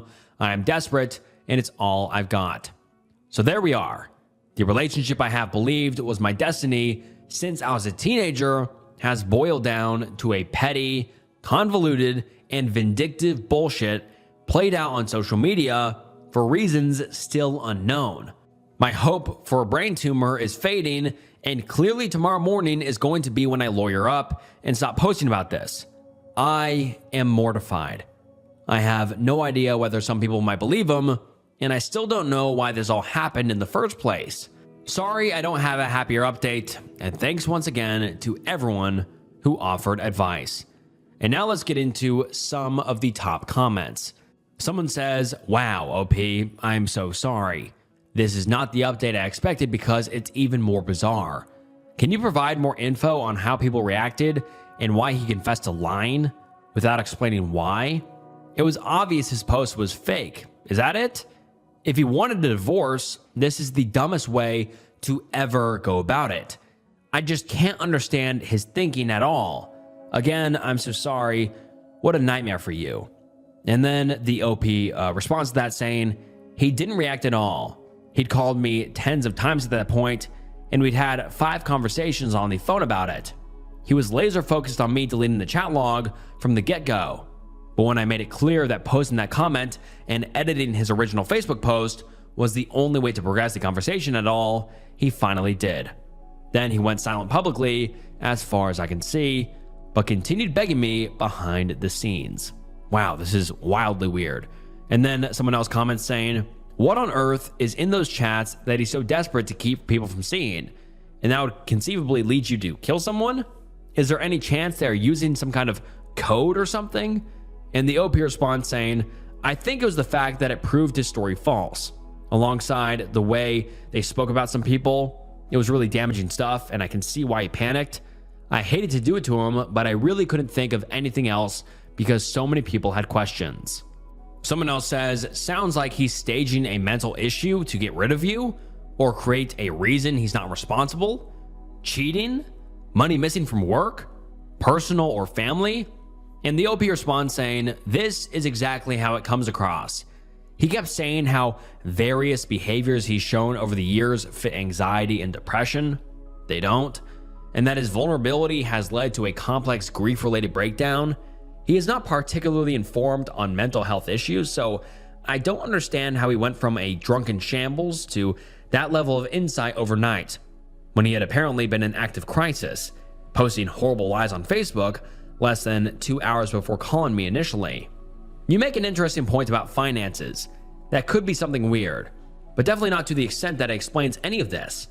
When Laura died, she had a loan and credit account that no one knew about. The total on them was less than £3,000. And I don't know what happened because they weren't mentioned much after they came up initially, but everyone was a bit surprised. She lived for the weekend and going away with the girls, so it wasn't hugely suspicious, and it was confirmed there were no unusual transactions in her account, but it was odd. She was saving to move out, so she was pretty open about her finances, generally because she was excited about her savings goals. I don't think it points to anything, but I'm at a point where anything could be relevant because it's all such a mess. And then the OP makes an update, posted 6 days later, and the update reads as follows. Hi everyone, me again. Both times I've posted here, it has paid off hugely in terms of helping unravel this mess. So I hope it's third time lucky. For the past few weeks, I've been trying to figure out why my husband suddenly accused me of murdering his sister, who died in an accident at home 6 months ago. It still feels as ridiculous now as it did then. When Laura died, we found out she had about £3,000 in hidden debt. It was odd because she was pretty open about her finances, but it wasn't out of character for her to overspend, so I hadn't really thought about it since. A comment on my last post prompted me to look more closely at money stuff, and a message to my husband from Laura asking about a payment stuck out. I'd initially assumed it was about a car issue she'd had a few weeks before she died, but Luke definitely paid at the garage when they picked it up, because we talked about it after she dropped him home. It didn't occur to me when I first looked through. The messages supposedly proved I was a murderer, so I've been looking for something scandalous. The message about payments was the only thing I had at that point, and I had no idea what it meant, so I took a chance. I told his mother I knew about the money, and that if he didn't get in touch with me that day, I would make sure everybody else did too. He called me straight away and asked me over to his parents' house to talk. He looked dreadful, and the first thing he asked me was whether I was happy now all of his friends hate him. And I told him I don't give a fuck about his relationships and that I was there for answers. It turns out my husband told the coroner's office that he was secretly helping Laura pay some of her debt because she was embarrassed and struggling to keep up with her lifestyle.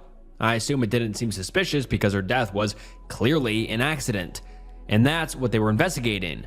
In reality, he took out loans and store cards in her name, and she somehow found out a few weeks before she died. Some guy he works with had apparently done it before and arranged it all, and if Laura hadn't found out, he claims they could have had it written off without her even knowing.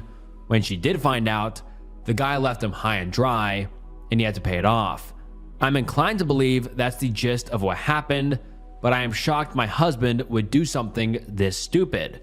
When she died so soon after, his brief and apparently genuine suspicion was that she had told me about it that day, and we argued and I killed her. He couldn't explain why I would kill someone because they were a victim of fraud, but according to him, he felt guilty in the immediate aftermath and his brain made it fit. I mostly believed this, but he tried launching into more weaponized therapy speak at that point, so I cut the topic off. A few months after his sister's death, Luke received a letter from a credit card company, not even the police, saying he was being investigated. Laura didn't have much, so her debts, which were less than £10,000 even with the fraud, were mostly written off. Something obviously flagged against my husband during that process. I don't know how or why. When the letters got more threatening, he believed the investigation would reopen the inquest and that he would be accused of fraud, perjury, and because of his previously unknown motive, possibly murder. He claims the only thing the company investigating him actually knows is that the fraud came from our address. So accusing me would make it impossible to prove because it would be a coin toss. His words as to which one of us took out the credit in Laura's name. That was worth our entire marriage to him and my reputation in the community we have been a part of for our entire lives. He says self-preservation kicked in and nothing else mattered when he thought about what could happen to him. When I asked him how his witness statement fits into his plan, because it proved he lied either way by acknowledging he knew about the debt and paying it, he froze for roughly a million years before saying he hadn't thought of that. Obviously, my response was to ask why. If he hadn't thought of it, he specifically said it was a lie he needed to cover earlier in the conversation. Suddenly, he's sobbing and his parents are rushing in to ask me to leave. I was in tears at this point, asking how the fuck he could do this to me over something so stupid, and how much his parents knew about this, as his mom was pushing me out of the house. All she said was that she couldn't have had this conversation with me. She was crying too, but wouldn't say another word. I am now 99% sure the fucker was trying to frame me. Not for her death, but for the fraud. He was going to claim that he was lying for me in the coroner's interview, right? If you wrapped it all up as quietly paying her off on my behalf than genuinely suspecting me for a murder, it would protect his reputation and point the finger at me. It just doesn't make sense any other way. Is my husband trying to frame me to weasel out of his actions? And how do I get to the bottom of this? I'm obviously open to theories because Reddit is the only reason I got this far in the first place. That being said, please don't come up with conspiracies about Laura's death in the comments. It's upsetting. She was wearing shitty old slippers and walking upstairs with a cup of tea, and she slipped and hit her head on a windowsill. This was never a murder mystery. It was someone's life, and she died just because. Maybe a butterfly flapped its wings somewhere. I don't know, but it's hard enough to accept without having guesses shouted at me on the internet whilst my marriage falls apart. And now let's get into some of the top comments. Someone says, I mean, framing you for fraud seems the most plausible from what you found, though it's an incredibly idiotic frame job that wouldn't work. So I have to say, he sounds incredibly dumb. As an explanation, it's probably the best you are going to get, though very unsatisfying. I am mystified by his parents' behavior and what he thought that Facebook post was going to accomplish. It's not like the investigators are going to go poll the town. He could have just written back to them that he knew nothing about these cards, and the only people at that address were you and him. There was no need in this weird plot to ruin your reputation publicly. But again, he sounds very dumb, so I guess that made sense to him. So, sorry this happened to you, but I suspect in several years' time, hopefully sooner, you will see being rid of him and his family was actually a blessing. I wish you your very best life going forward. And the OP responds saying, this is what I don't understand. He's behaved impulsively before, but never anything like this. I understand that he didn't take the fraud seriously until he was caught by Laura. And I can get that her death would have made him anxious about it, but I don't know what would possess him to think he could just pass it along. It's baffling.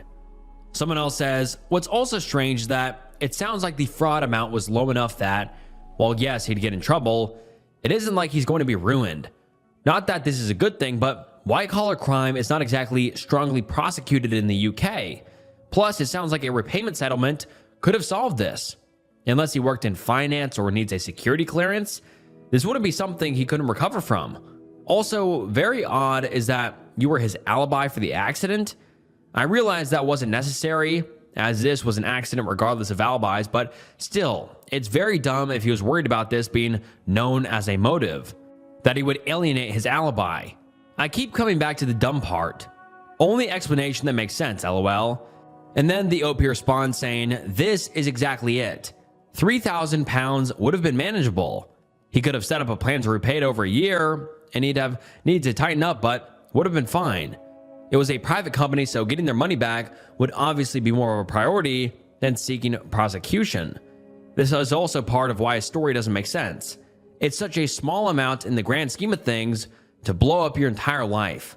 The only thing I can think of is pure desperation to protect his reputation, but even then, who goes that far? And then someone else says, is he someone that really prides himself on his reputation? Is his job in finances? And the OP responds saying, he's a mechanic, so he's got a bit of a masculine pride thing going on. He always wants to be seen as a good, quote, salt of the earth, do anything for anyone type of person. And whilst actually being a good person sometimes slips, usually in the way he talks to people after a drink, never ever to the point where I'd think he'd take loans out in people's names or try to ruin me like this.